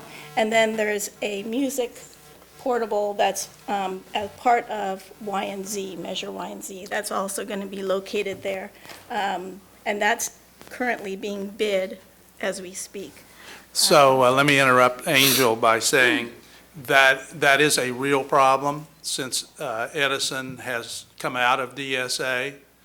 The site plan was developed by the site committee, which was sent to DSA, which was approved by DSA.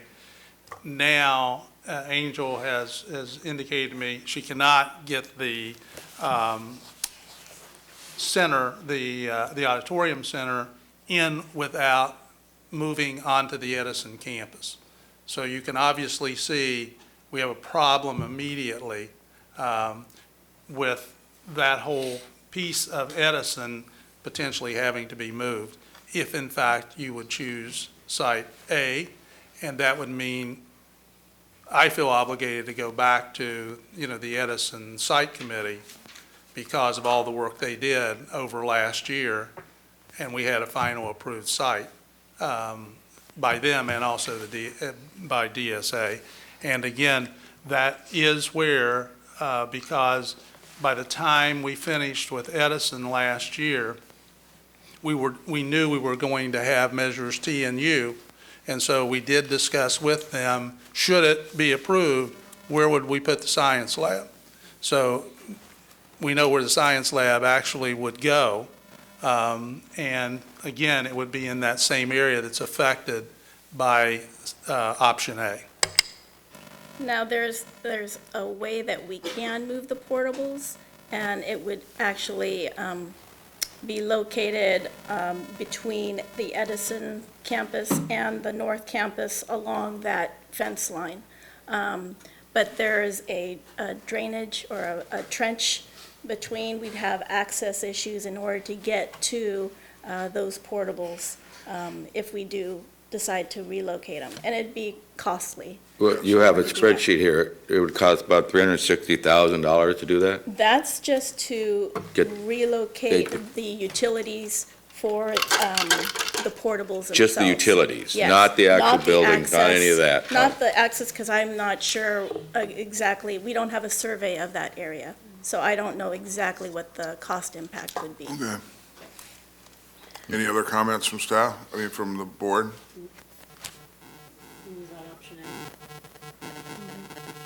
Option A, yeah. Okay, so option B, we would locate it on 3 of the existing tennis courts. There are 12 tennis courts at this site, a lot more than the other high schools.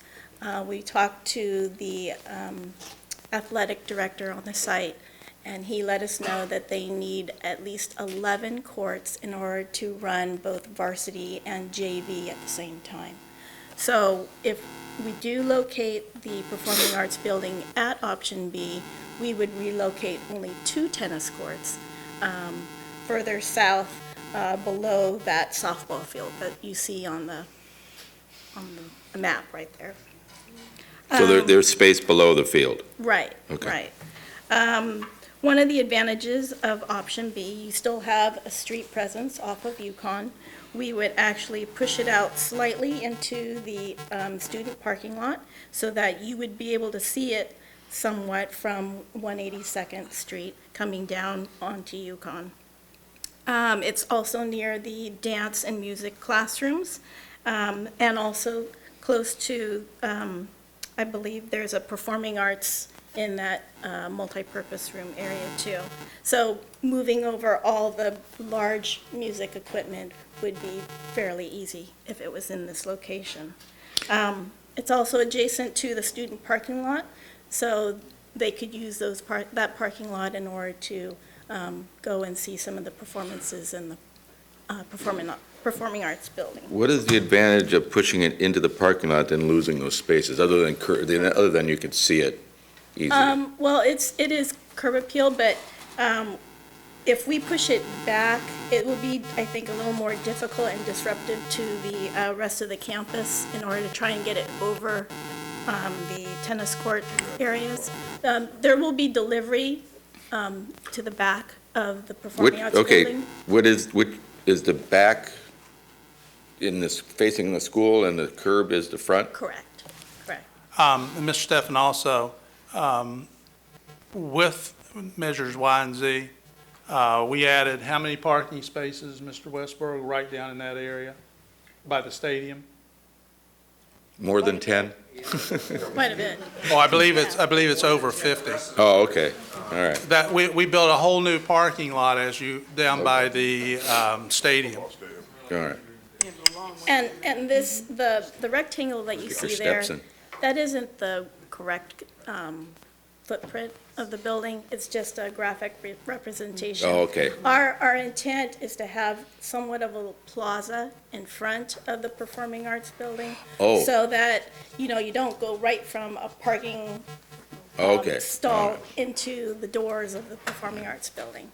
So that's why we kind Just of out of pushed it out. curiosity, how Yep. tall is this building? I've just been going all night without. The height will be between 40, 45 feet, around there. It is a could play tall volleyball structure, in there. but that's just the main volume. The seats and the stage will be about that. There are supporting spaces, like the lobby out in the front, or the scene shop maybe in the back, that we're looking at lowering, so it'll be a little bit nicer scale to the street. Okay. Good. So Is staff recommending B? staff is recommending B. So we We have did a a quick motion? cost estimate. No, we have Charles Deemer that needs to speak. Wait, can I hear the cost estimate? Sure. Oh, yeah. And we talked about option A. It doesn't include all the accessibility issues that we'll have to endure in order to make that option work. Option B, this includes the relocation of the 2 tennis courts. And even without the accessibility issues, option B is still a little cheaper than option A. Okay. Okay? I do have one question Okay. on the estimate, because it was used, term I didn't use. It says teledata, security, fire alarm, and then parentheses, home run. Well, I'm, baseball tonight, so I'm just. Electrical. Lighting? Electrical, Okay. yeah. Okay, Mr. Deemer is up next.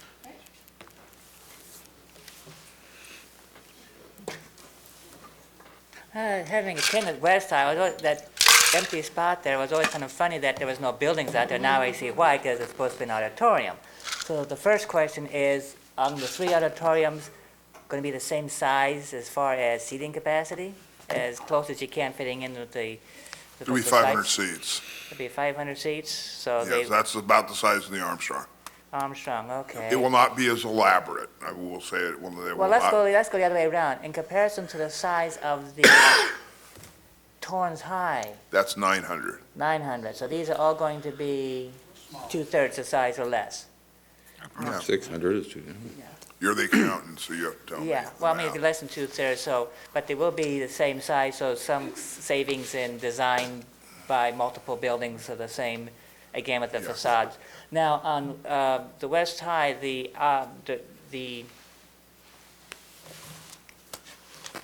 diagram shows it, the long axis paralleling the Lama Boulevard. Is that going to be the case, or that just put it that way instead of being parallel? We really haven't designed it yet, that's where it's gonna go. Yeah, but I mean, And given the constraints of the site, I would imagine it would have, Losing parking. you would sit in the auditorium and probably face west, given the orientation of the building, but that's not been completely decided Yeah, yet. could not tell you that yet.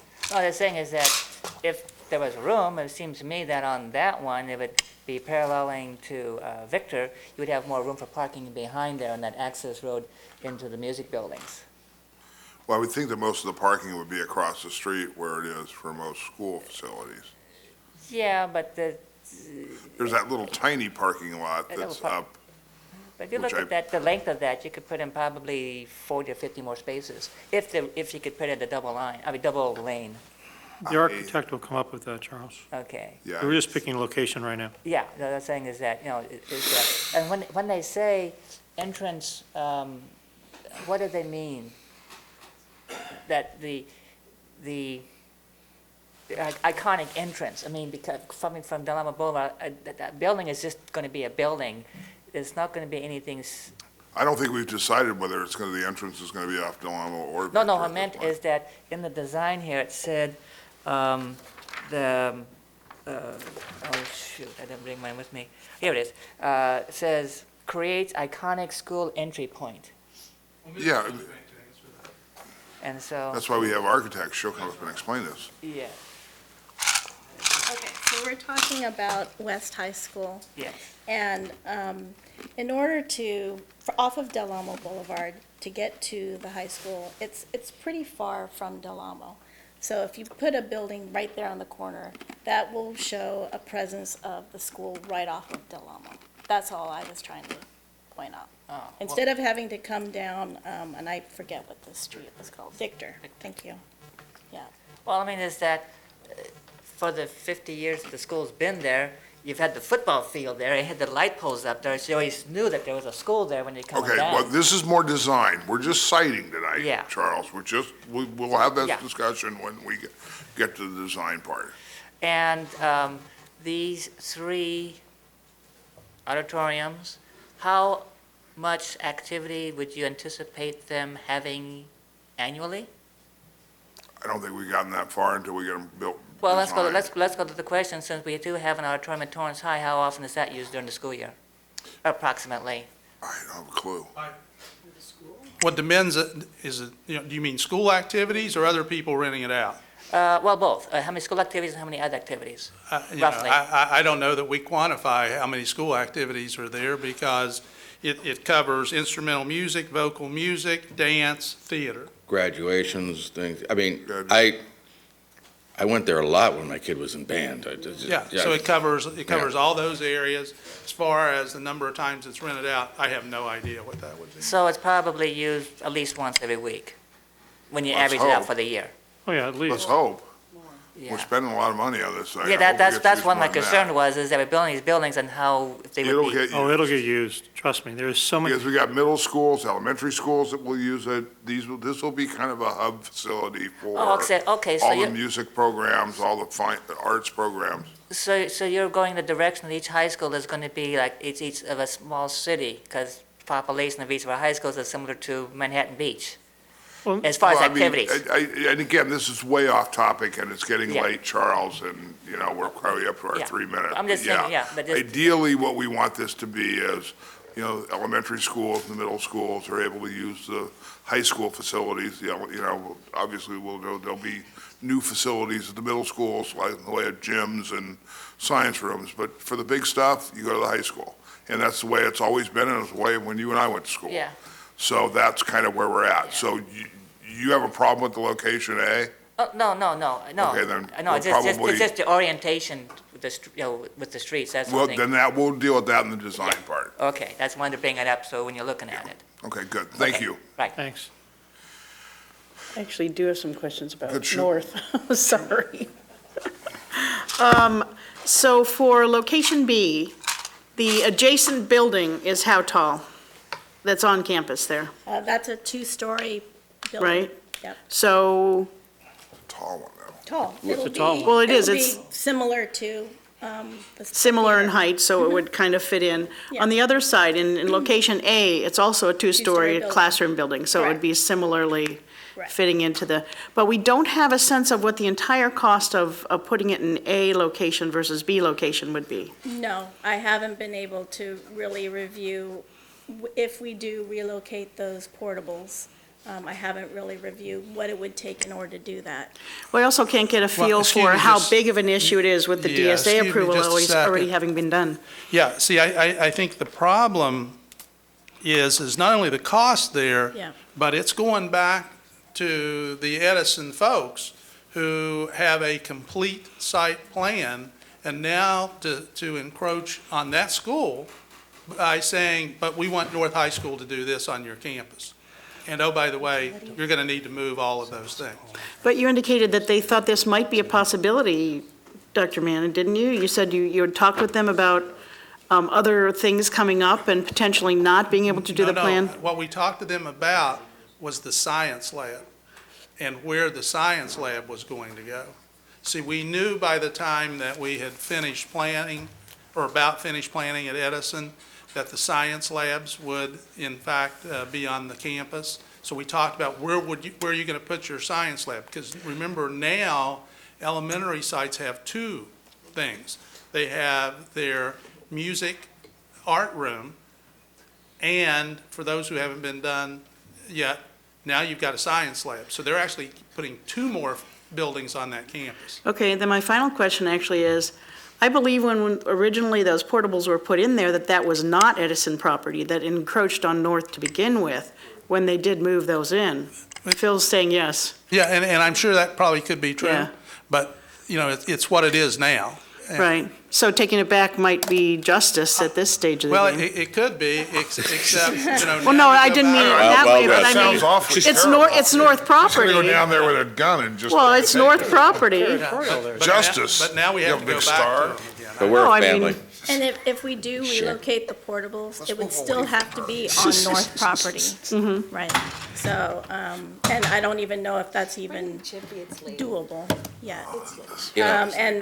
As Paul Westberg, he reminded me to remind you that option B is also close to Saxon Hall, which is a good proximity for all the performing arts, kind of classes. Well, one thing I like about option B, I mean, you guys did a wonderful job on the front of North, and that has its curb appeal, and that has its presence.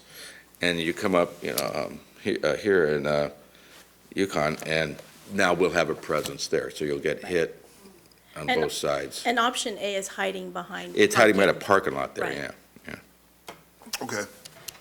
And the neighbors in that location were informed about this possibility of having a 45-foot-high building across the street from their homes.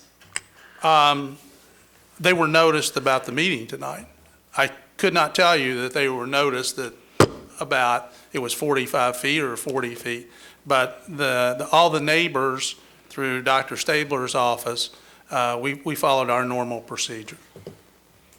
And as we said, the theater isn't that much taller than the two-story building that's there across the street from those homes that's existing right now. So it's not totally out of context. Okay. Back up to us. I can do this one. Okay, you can do this one. Let's go. Make a motion for location A for south, location A for west, and location B for north. Oh, no, you're not done yet. Combining the contingent upon the completion of the environmental review process. Okay. Sorry. Could you repeat that again, please, that motion? What? It's A, A for B. A, B, okay, A for south, A for west, and B for north. thank you. Contingent upon the completion of the environmental review process. It's only taken us 7 or 8 times to get that, George. That's good. Do we have a second for that? Second. All the, I'm sorry, I actually would request that we do them individually, because I think I want to vote differently on one than the other. So if I vote the same for all of them, it would not be genuine. I'll make a motion to approve south, location A, contingent upon the approval of the environmental review process. Completion. Completion of the Right. environmental review Second. process. all those in favor? Aye. Good. I make a motion for west, selection option A for West High School, contingent upon the completion of the environmental review process. Second. All those in favor? Aye. One I make a motion for option B at North High School, contingent upon their completion of the environmental review process. Second. All those in favor? Aye. All those opposed? No. Good, 4-1. Good, okay. Thank you. Good. We are on to item number 5, approval to adopt resolution number AS, now I'm losing my bifocals here, AS-16-14/15 of the Board of Education for the execution and delivery of a site lease, sublease, construction services agreement, and other acts relating to the construction of the Torrance High School modernization project with Balfour Beatty Construction, LLC. Do I have a motion and a second? I so move. I second. All those in favor? We don't want to talk about it? I just took a shot here. You know. Aye. I saw it opening and I took it. Aye. Aye. Aye? We're done. Okay. Stand here all night for that? Now there was more entertainment. Do we have a motion to adjourn? Yes. Second. All those in favor? Aye. Aye. Oh, we have to pass there at the end. Yeah, I did. Just for that. I wanted to say no to.